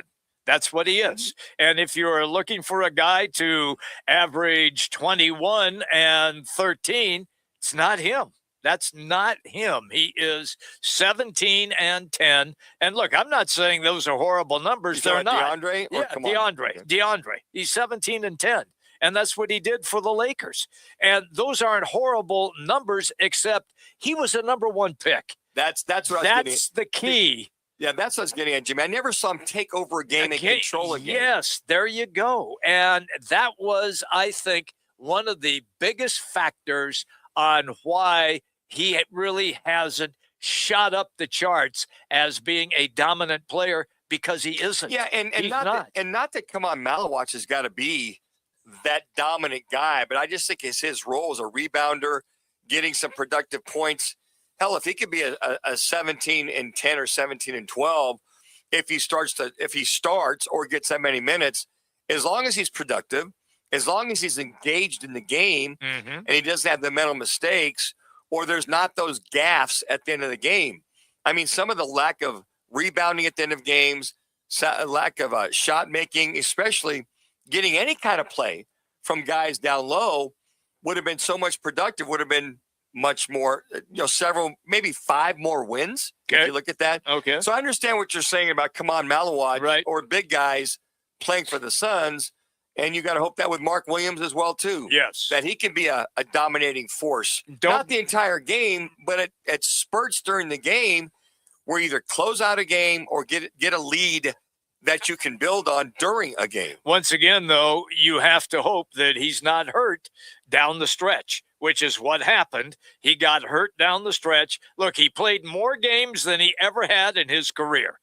The Suns managed his time on the court as best they possibly could, and still he missed the playoffs. He missed the play-in tournament, and that was extremely frustrating. It really was, because he had been, at times, a space eater, which made it difficult for penetrating guards to get down the center of the lane because he was there defending, and B, a guy who could score around the basket. And he got garbage points for you, and he rebounded for you. But when you needed him the most, when is that, Manuch? In the playoffs, your best players have to play, and he was not available. Interesting that we talked about Koa Pete. Who does he take minutes from? I think you asked him. Uh-huh. And we hit this a little bit yesterday, and I said, well, we're sure Fleming is in competition. Then I also mentioned Iguodala. Yes. And he had also mentioned the same thing because they're the same kind of player. It's just that I think Koa's got a much better shot. Yeah. He runs the floor probably as well, but he's more physically active. I think the better athlete is Koa. Phenomenal athlete when you watch this kid go up and down the court at 6'8", 235, 40 pounds now. Yeah, he's a big boy. So how Jordan Knott as a head coach goes ahead and blends those three to get the production. And I, quite frankly, whatever you're watching or not, I think that Koa Pete will be more ahead of the curve than most rookies coming in just from watching his athleticism. Well, he's a smart kid, too. Smart, he's athletic. Yeah. He's big and he's determined. I mean, the kid has got a fire in his belly that he wants to be the best and prove it. You know, it's funny because I remember the first game that we saw him play. Remember what that was, Manuch, when it was on television in Vegas against Florida? And he dominated it. And he was throwing down dunks left and right. People were like losing their mind. Well, we knew he was good, but we didn't know he was that good. It was like, wow. I mean, we knew Cole was good at Perry High School for 4 years, but to watch what he did in that opening game, he went, okay, this kid's totally legit. He is. And he was pretty consistent. Went into a little bit of a funk there. Yeah, well, midway. Every player does. And then he came alive during the NCAAs. And so just excited. But I think Manuch is the guy that He's I think the key. is the big step that I think we're all looking forward to, I'm see with him you. making. We will update you as the game progresses in the Summer League as well. All right, a quick timeout. When we come back, the Diamondbacks, the rest is tomorrow, and then they are back on the field Friday, and it is the St. Louis Cardinals who will be in town at Chase Field as the opposition, a team that the D-backs are in a fight with for a playoff spot in Major League Baseball in the National League. Roc and Manuch with Jimmy B, ESPN 620. Let me remind you, Thursdays are where the weekend starts at Twin Peaks Restaurant. Grab an ice-cold Bud Light or a refreshing Michelob Ultra and catch wall-to-wall sports on massive TVs everywhere you look. Big games, cold beer, made from scratch food. Start your weekend early with Bud Light and Michelob Ultra. Thursdays at Twin Peaks. Eats, drinks, and scenic views.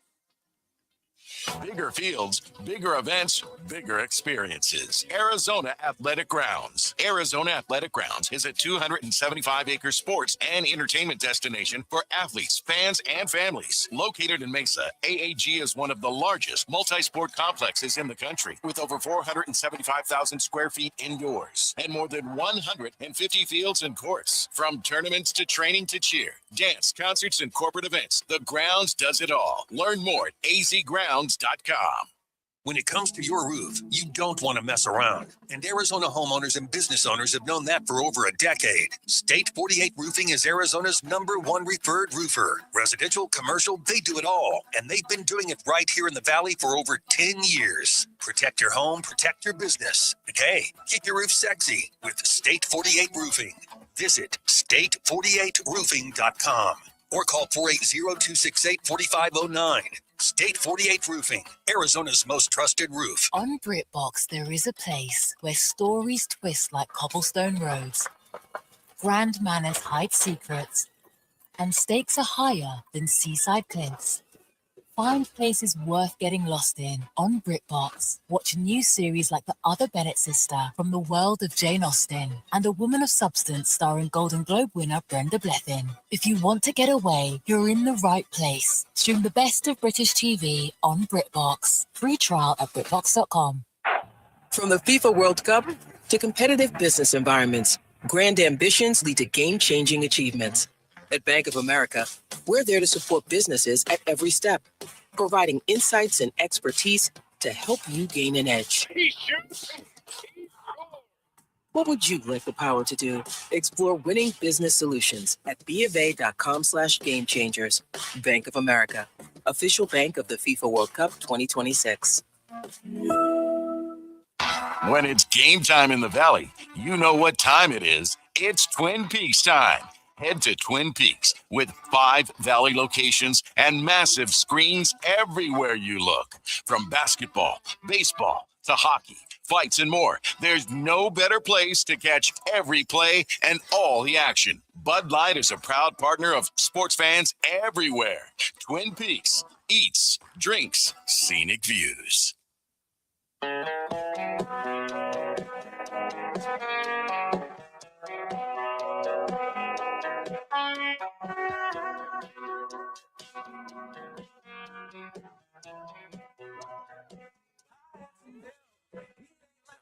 Roc and Manuch with Jimmy B. Now on ESPN 620. All right, everybody. We've got baseball resuming after a trashy game last night. When I say trashy, it just didn't have high entertainment value. You don't enjoy a pitcher's duel? No, I want to see 6-5. National League struck out 15 times. The American League struck out 12. Could you imagine? That's terrible. Could you imagine they both had 15 strikeouts? That's terrible. If not for the base hit by Bellinger to up the middle to in the first inning. Yeah. And then Rice. And then Rice, the base to make it 3-zip. And Vargas home run. Vargas home run. That's game, set, match. That's it. It's interesting. You talk about, swinging for the fences. I mean, these guys, the pitching was, I got to give it credit, outstanding. I agree with that 100%. Outstanding. The guy's throwing 98 to 102 miles an hour. Yep. Miller comes in there for one batter. He cranked one up there 102 miles an hour. What's his name? Orales. He throws one about 101. Mm-hmm. I don't know if I've seen you and I have been around for many eras of baseball, many, many years.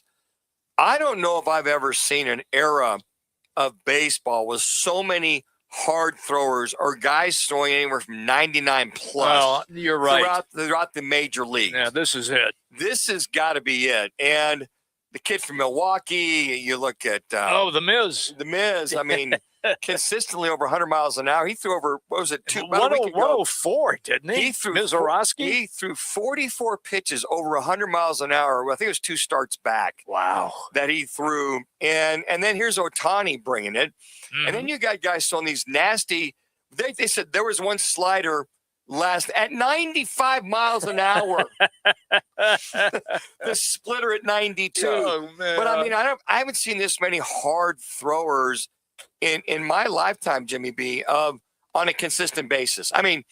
you'd have the Bob Gibsons of the world, the Nolan Ryans of the world, relievers like Lee Smiths of the world, even Mariano Rivera. Goose Gossage. Rivera was 94, 95. He just had a phenomenal changeup, splitter, slider, all the above. But I really believe that guys are cranking it on a consistent basis.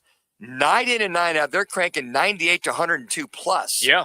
And the Miz cranked it 104 miles an hour 2 weeks ago. Yeah. I mean, we used to, when I was playing baseball, we would crank the jugs machine up to as fast as it would go. Now, I think it might have had a governor on it, because about the only fast we get to was 90 miles an hour. I don't think the guys that developed the jugs machine wanted a bunch of high school and JUCO and college players to crank a jugs machine up to 100 miles an hour. But it's like you put it in between the two wheels, it's boom, and it's by you. I mean, it's literally by you. So I think that's one of the things that I think hitters are going to have to adjust to. But I will say this: if you make a mistake with a major league hitter, it's gone. Yeah. That bad boy is gone. They'll take it. So, you look at the Diamondbacks right now, and we're looking at, okay, you talk about the Cardinals coming in town. Right. Friday. They're going to have to chase Cardinals. Got to chase the Nationals. They got to chase the Pirates, who they play within the next month.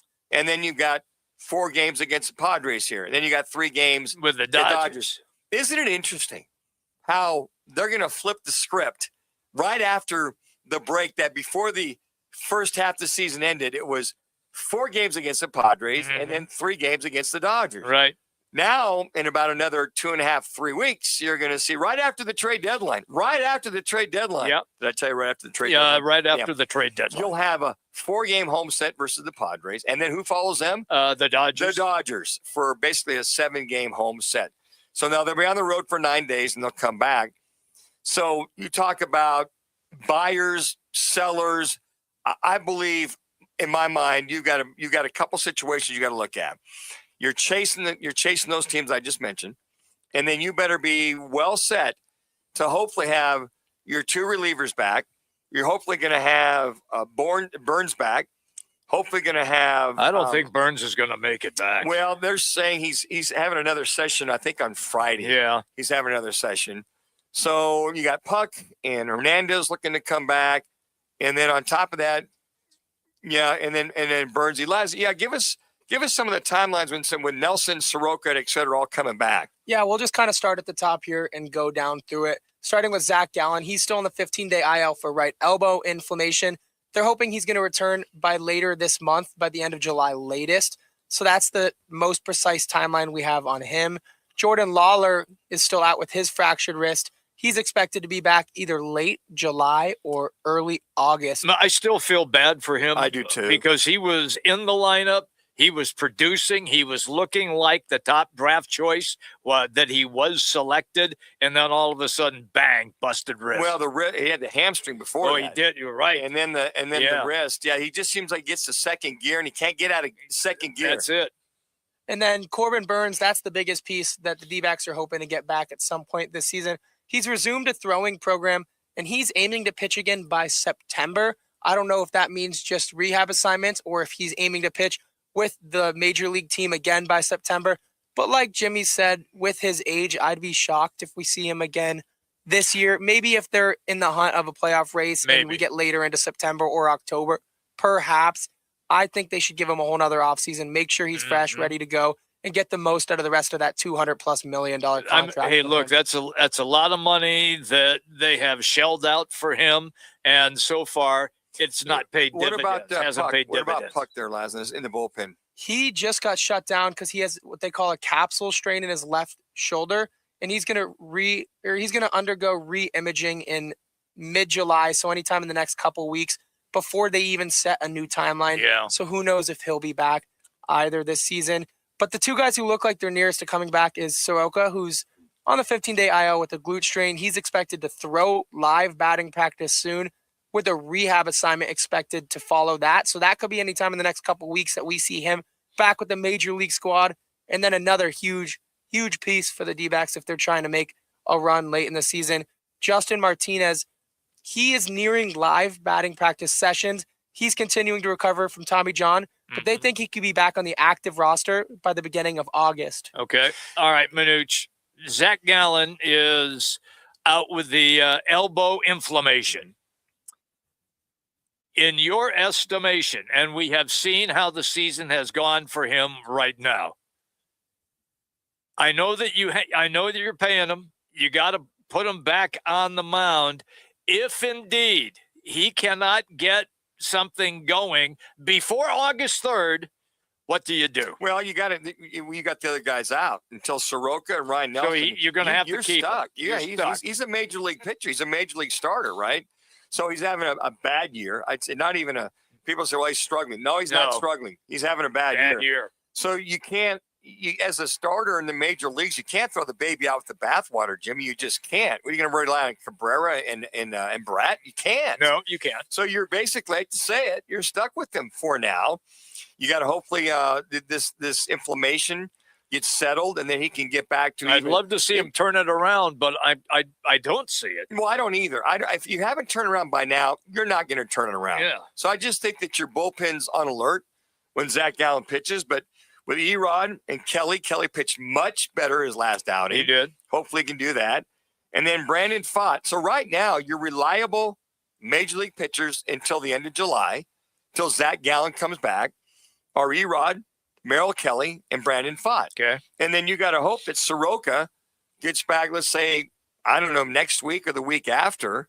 And then after that, you're pretty much, okay, is Zach Gallen going to come back? So if you can get Gallen back that last week of July before the trade deadline, and you have all hands on deck, you got Rodriguez, Soroka, Kelly, and Gallen, and Brandon Pfaadt as your fifth guy. Now, they might put Zach Gallen as the fifth guy in the rotation. I would right now. I would move Pfaadt up. Yes. And I'd put Zach Gallen as my fifth guy as that situation. But as they start to get into mid-August, toward the end of August, and these guys are 2.5, 3 games back, you want to keep that momentum moving forward. It might be few and far between starts for Zach Gallen. He may go like once every 2 weeks. They might go with a 4-man rotation. And then if Corbin Burns comes back early September and they're 2 games out, they would probably know you guys are saying, well, hold him back one more year. Hey, if the time is right, now is the time to move forward because there's no guarantees. Next year, you're in the hunt. I agree. If you got your ace, yeah, and he can handle, he's working. Yeah, but he hasn't pitched all season. Well, but if he can handle a start, and you put the bullpen on alert, and they feel he's ready to go, you're going to play him because you're paying him all that money you're talking about. You are. You're going to sit him down and have him earn another $25-30 million of doing a whole lot of nothing. And I know he's got to get healthy, but if you could get him, let's say that first week of September, yeah, because you got 30 more days or the end of September to do or die.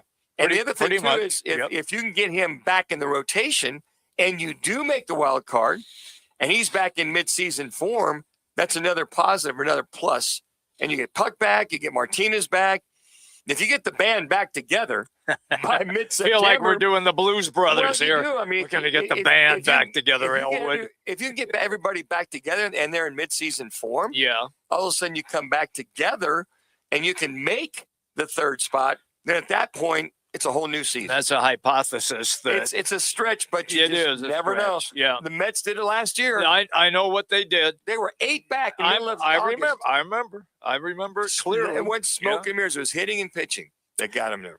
D-backs, by the way, back on the field Friday downtown at the Yard. St. Louis will be the opposition. When we come back, they are going to tee it up at the Open. It's no longer the British Open. It's just the Open.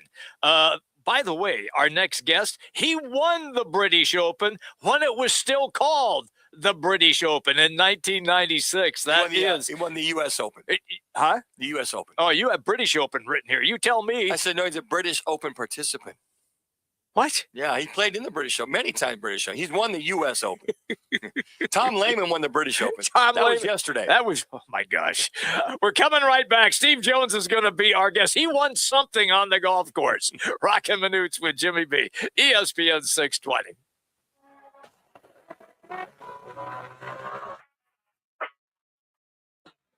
It's now time for Roc and Manuch with Jimmy B's ESPN 620 Sports Center update. I'm Matt Lazarus.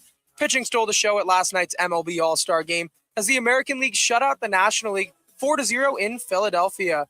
All-Star Game MVP Cody Bellinger provided all the offense the AL needed with a 2-run single in the first inning as the AL pitching staff took care of the rest to secure the shutout victory.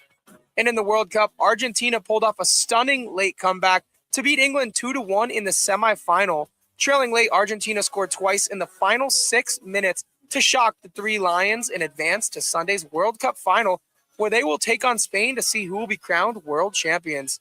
It's customer appreciation at Twin Peaks, and on Tuesday, July 21st, enjoy a cheeseburger and fries for just $9.99. Then from July 26th to the 30th, don't miss the Summer Bikini Bash featuring ice-cold 29-degree Bud Light drafts. When it comes to sushi, reputation matters, and Sushi Brokers Arcadia has built theirs on being the best sushi in Arizona. From traditional rolls to bold fusion creations, like our crowd favorite, Seafood Dynamite, and the must-try sushi pizza. We've got something for everyone. Our famous happy hour is every day from 3 to 6:30 with fresh favorites like the California roll, spicy tuna roll, and the surf and turf roll topped with seared steak. Sushi Brokers Arcadia, 44th Street in Indian School.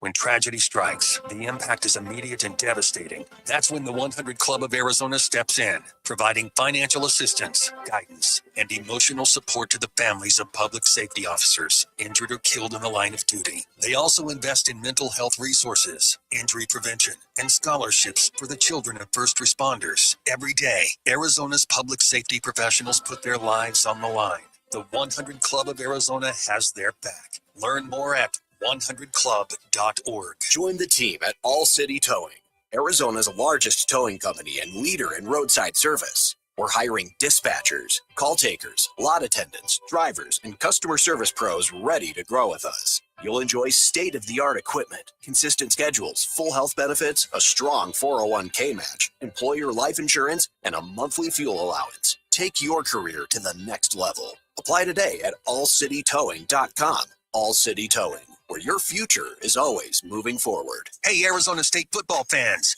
London is calling. The Sun Devils are headed across the pond to face Kansas in the inaugural Union Jack Classic, September 19th at Wembley Stadium. It's the first college football game ever played there, and you should be part of it. For tickets, hospitality, and travel packages, visit UnionJackClassic.com or contact the Sun Devil ticket office. Join Coach Dillingham, Sparky, and the Sun Devils in London. Forks up. When it's game time in the Valley, you know what time it is. It's Twin Peaks time. Head to Twin Peaks with 5 Valley locations and massive screens everywhere you look. From basketball, baseball, to hockey, fights, and more, there's no better place to catch every play and all the action. Bud Light is a proud partner of sports fans everywhere. Twin Peaks, eats, drinks, scenic views. Are you looking for career opportunities with great benefits and job growth? How about the chance to make an impact? What we do here at the City of Phoenix matters. 14,000 employees and counting, all dedicated to making a difference in the communities where they live, work, and play. So come join us. Help us do work that makes Phoenix work. You can see all open positions and apply at phoenix.gov/jobs. This message is sponsored by the City of Phoenix.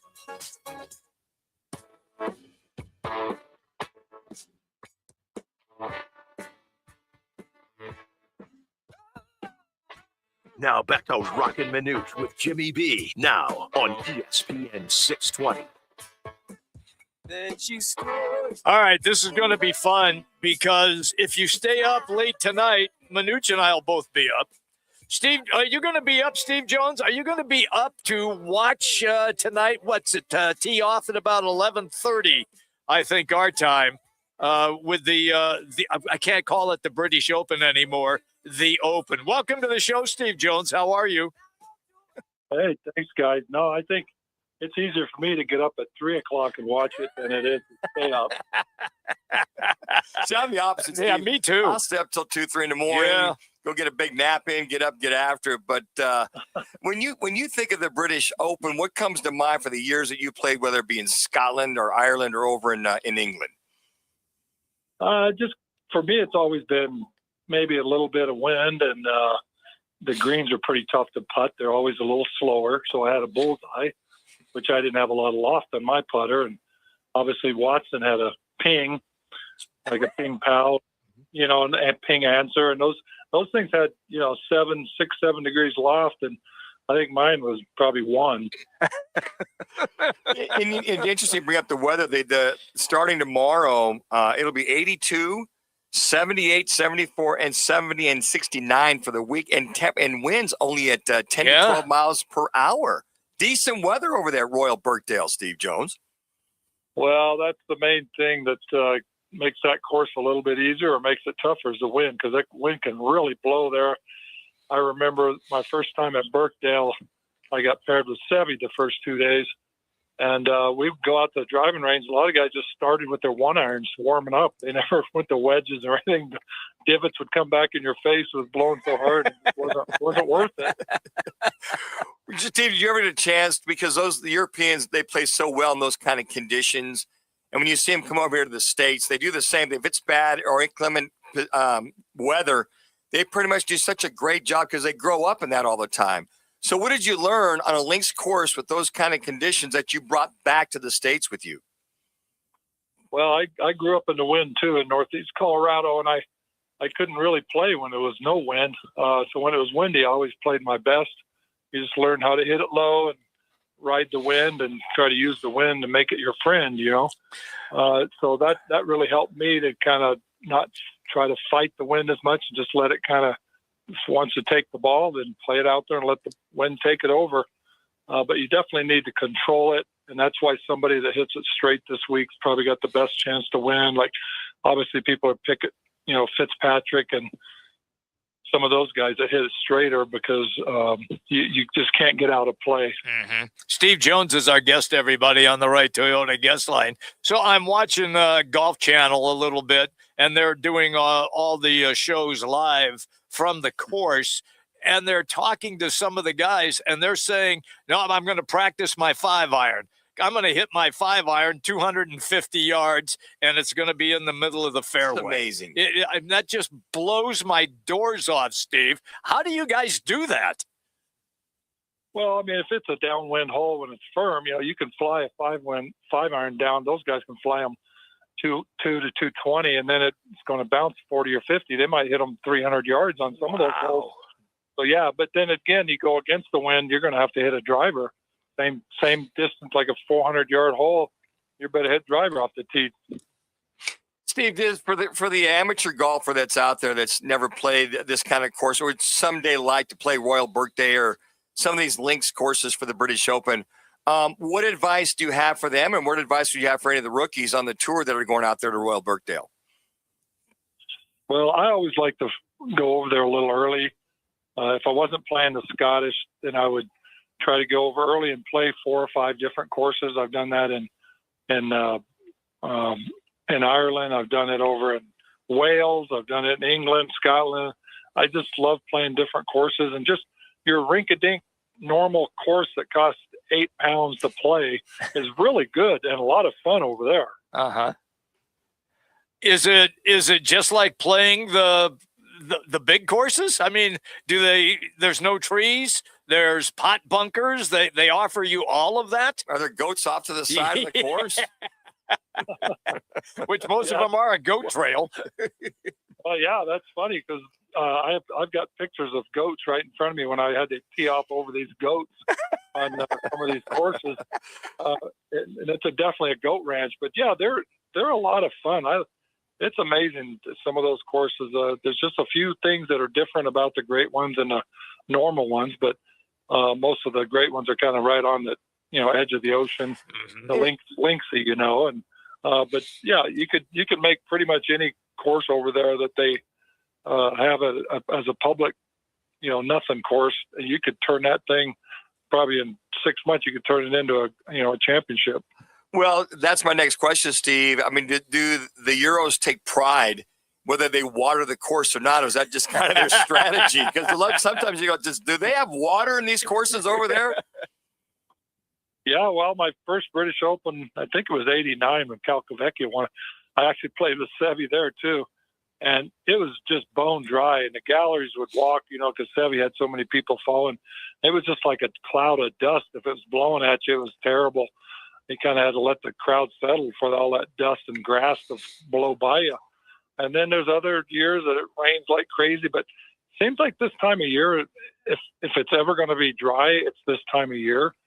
They'll get rain once in a while, as we've seen over the last 30, 40 years. But I've had pretty much 9 of my, I'd say, whatever it was, 15 or 20 I played were, really dry. And we tried to buy fans in the town, in these towns that they wouldn't have very many fans. They'd be sold out so quick. We just sit there with the windows open and laying there just trying to sleep, and it felt like it was 100 degrees, and it was crazy. Yeah, no air conditioning over there for sure. Hey, you brought up Seve a couple times, Seve Ballesteros.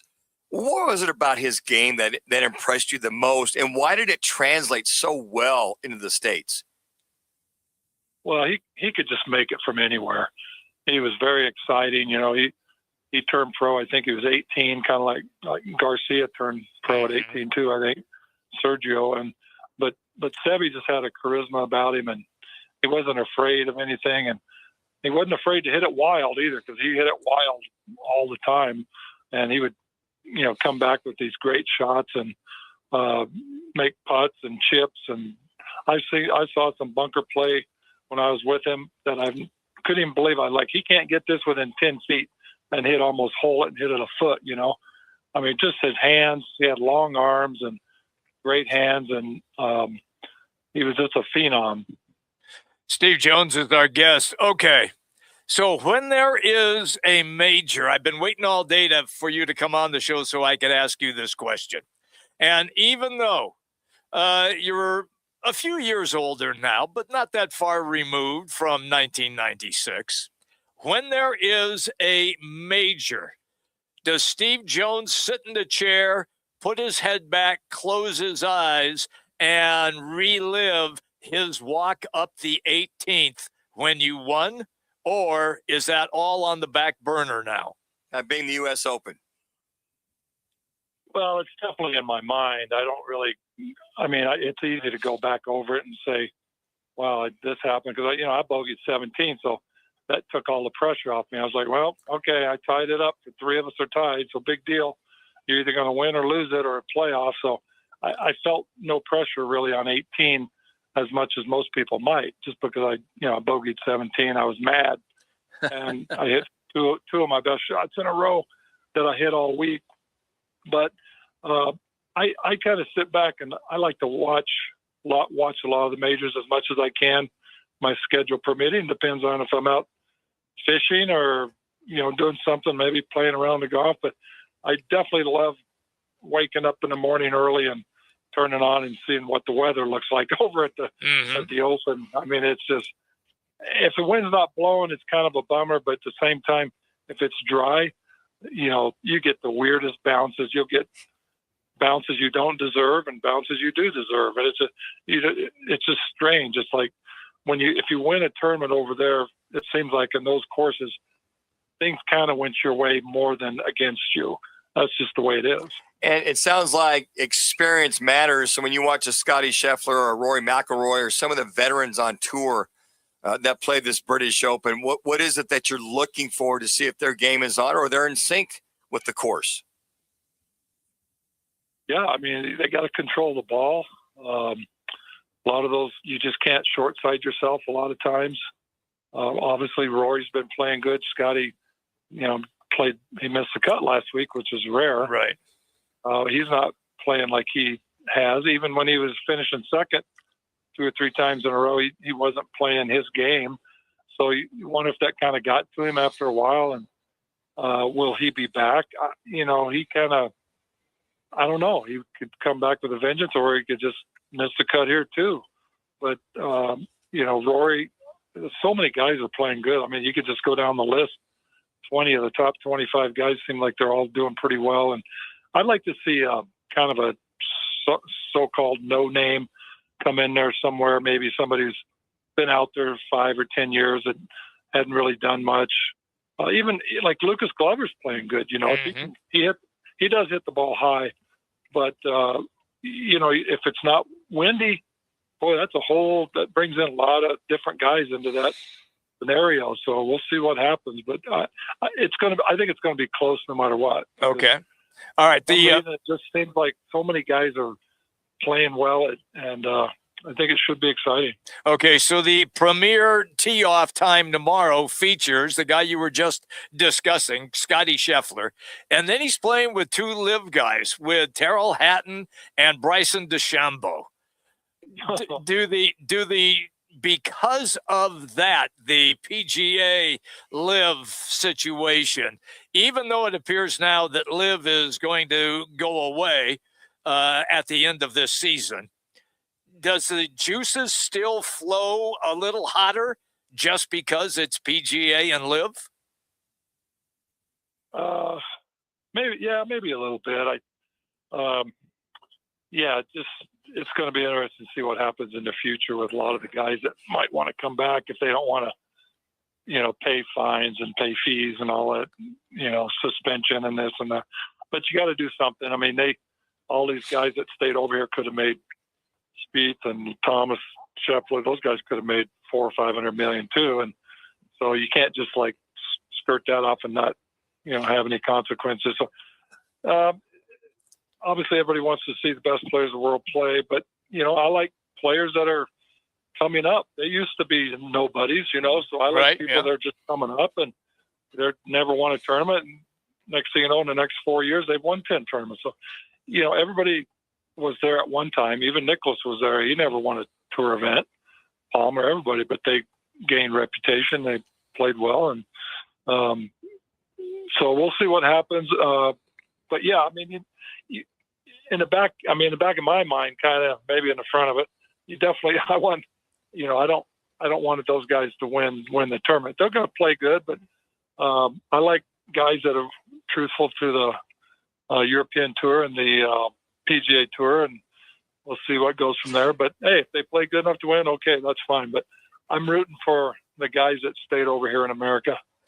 Jimmy mentioned Bryson DeChambeau. He's been scruffalopolis here this season. Is he a kind of guy who just bombs it out there? That'd be a benefit for him on this course? Well, there's a lot of places you get into trouble. So if he's not straight, he might come up with some, you know, like an old 1-iron or something he could use where he could hit it 290, 300 against the wind, and then, you know, 400 downwind with an iron because it bounces so far. But stuff can just bounce everywhere. I mean, this weird little holes where you hit this one little mound 2 feet this way, and you make double 2 feet the other way, and you make eagle. And it's just things can happen like that that you're not expecting. All right, so let me make sure I understand this correctly. So at 11:30 tonight, I can call Manuch, but I can't call you because you'll be sleeping. Oh, he's on that 8:30. Yeah, and so at 3:30 tomorrow morning, you can't call either one of us because we'll be passed out. Is that good? That's fine. Yeah, I'm actually up in the mountains. I can't believe I have service right now, but I got some service in one little spot just for this interview, but I'm going to head back out to the river. Well, we got to get you out of there because at 5 o'clock, that's when the Blue Plate Special starts down there at IHOP, right? We got to get you out of here. I agree, man. I usually eat at 4 o'clock sometimes. Hit the double discount at 4.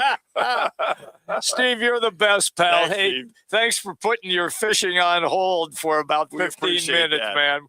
We really do. Have a great day. May the trout be with you. Yes. Yes. So you guys keep up the good work. See ya. There you go. Steve Jones, everybody. U.S. Open champion back in 96. He's so much fun. He really is. You can ask him anything, and he's got an answer for you. Well, the thing is, he just told us there's a mound in front of the zone. So if you hit it right or left, it goes 35 feet this way or 55 yards. And, you know, for the long, you know, the thing that you cry, 1-iron into the wind, 350 yards. Yeah. What the heck? I'm with you, With dude. the wind at your back, 1-iron, 400 yards. Yeah. downwind. Just amazing how good these guys are. It's great. Thank you, Steve, as always. Hey, quick break. When we come back, we are going to get to our Learner and Roll one call. That's all. Also, what's on tap. Roc and Manuch with Jimmy B, ESPN 620. We get it. A meal shouldn't cost you nearly $20. And we agree. At Venezia's Pizzeria, lunch or dinner for under $10 is still a thing. And for an even sweeter deal, stop in and grab a Slice Rewards card. Get a stamp for every qualifying Slice special. 10 visits, 1 free qualifying special. Simple. And every Tuesday, we double your stamps. That's your free pizza twice as fast. Venezia's Pizzeria, a family tradition with great rewards. I was in a wreck. I need a check. I was in a wreck. I need a check. I was in a wreck. I need a check. I'm attorney Kevin Rowe. The insurance company's job is to pay you as little as possible. Our job is to get you every dollar you deserve. Call Lerner and Rowe today and let's make them pay. Call 977-1900.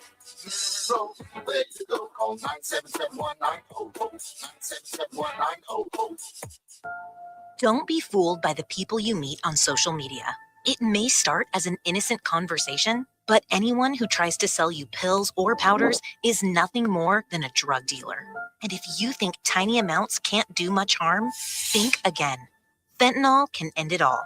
Know the truth about fentanyl at learnmoreaz.org. Don't be fooled. Don't be faked out. Visit learnmoreaz.org. Sponsored by Substance Awareness Coalition Leaders of Arizona. At the Y, strength means something different. It means people of all ages being together. It means you can be wishing the game-winning shot, learning to plie in first position, jabbing, crossing, and hooking a punching bag, canoeing in the lake at summer camp, donating food for your neighbors, watching your son learn about water safety in the pool. 175 years later, there's still no place like this place. Get involved at your Y. Learn more at ymca.org. Are you looking for career opportunities with great benefits and job growth? How about the chance to make an impact? What we do here at the City of Phoenix matters. 14,000 employees and counting, all dedicated to making a difference in the communities where they live, work, and play. So come join us. Help us do work that makes Phoenix work. You can see all open positions and apply at phoenix.gov/jobs. This message is sponsored by the City of Phoenix. Home. It's more than a place. It's love, laughter, joy. It's where we belong. Home is wherever you are, buddy. When you adopt a shelter pet, you're not only giving them a home, you're finding yours too. You're finding love, laughter, and an unbelievable new best friend. Adopt your very own crypto. Visit bestfriends.org/Supergirl. And together, we will save them all.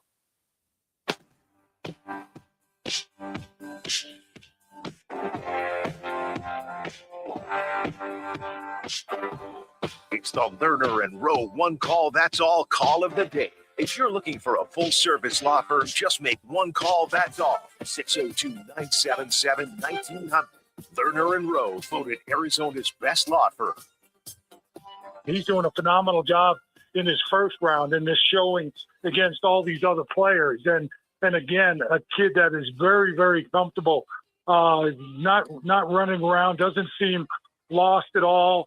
Not only does he do a good job making plays for himself, but he's making some great plays for his teammates as he gets in the lane, draws attention and kicks to open guys. So you're really seeing a mature, comfortable kid on the floor, having only played one year at University of Arizona. That's Tim Kempton on the show earlier today, former Suns player, now longtime radio broadcaster, discussing Koa Pete as the Suns are playing right now, and they are getting close to halftime. They are playing the Detroit Pistons. It is 51-46, 44 seconds left to go until they get to half in the Summer League in Las Vegas. Manuch, I find it really interesting about what he talked about Koa Pete, also about Malawach and the progress that he has made and how impactful he thinks those two guys are going to be in the upcoming season. Yeah, the maturity of Koa Pete is one thing he mentioned during that interview, as you just heard him there as well, too, is just his, Koa Pete right now is, he was a man amongst boys in high school. He held more than his own, really improved down at U of A in his 1 year at college. But he's 6'8", pushing 6'9", about 235, 240 pounds. He's just been such a good athlete. Mm-hmm. And it's interesting, Todd Pete, who is his uncle, had talked about him growing up because I train Todd's son, Toddy, big kids, right? All the Pete's are big kids. Yeah. And he said that, Koa Pete was, at 10 years old, Jimmy B, he's about 5'8" at 10 years old. And he grew. He's a big kid. He's thick. Mm-hmm. Then he started getting taller and taller, leaning out. But the one thing they did, those kids are always playing baseball, basketball, played everything, football. They played everything. Yeah. So they're good athletes. They developed the footwork. They developed their mechanics. And then about junior high school, he got really serious about this whole basketball thing because he was pushing 6'3", 6'4". Gets into high school, he's pushing 6'6", 6'7". And then his freshman year, he's dang near 6'8". But he's only about $185, $190. But he could run, he could shoot, he could leap. So you have all these intangibles as a kid going into high school, dang near 6'8", about 175, 180 pounds that could shoot. And then next thing you know, you got Perry High School, right? Wins 4 back-to-back championships in high school, led by Koa Pete. And if there's one thing you look at, if you watch Koa Pete, you watch these highlights, and you mentioned they're playing right now. I think he's got like 9 points at halftime. Is just the way he handles the ball. He hasn't really focused on three-point shooting, a lot of mid-range. He can go to the rack, left hand, right hand. If he gets a chance to go to the rack, he'll slam it home. He does that. So he's got that physicality and that athleticism that I think so many ex-pros like a Tim Kempton, Tom Chambers, so many of the guys out there seeing this young man that he's, I will say this, Jimmy, a little bit ahead of the curve going into his rookie year. You were right. He does have 9 points right now in this game. Richard Fleming has 15 to lead all scorers. Malawach has 6 points and 6 rebounds right now as we speak, and they are headed to the half with the Suns in front. If you want to watch the game, it is on ESPNU. That is our Learner and Row. One call, that's all. If you've been in an accident, don't try to handle it yourself. Call Arizona's best personal injury law firm year after year. In a wreck, need a check. Make it Learner and Row. One call, that's all. 602-977-1900. Who's on the show tomorrow, Manuch? Tomorrow we'll catch up with the sports professor, Rick Horrell. Bob Nightingale, USA Today baseball columnist. We got basically Ted Robinson. Okay. Will join us, talk a little college football. Then Howard Balzer will be at Twin Peaks in Glendale. Looking forward to that. Laz, mediocre as always. Thank you. I suck pond water. Manuch was stellar today. Don't ever forget it. Roc and Manuch with Jimmy B, everybody. ESPN 620, 98.7 FM HD2. Also on the Arizona Sports app. Indeed presents hires you can't afford to get wrong, like head administrator for a state-of-the-art surgical center. What can I do for you, Doc?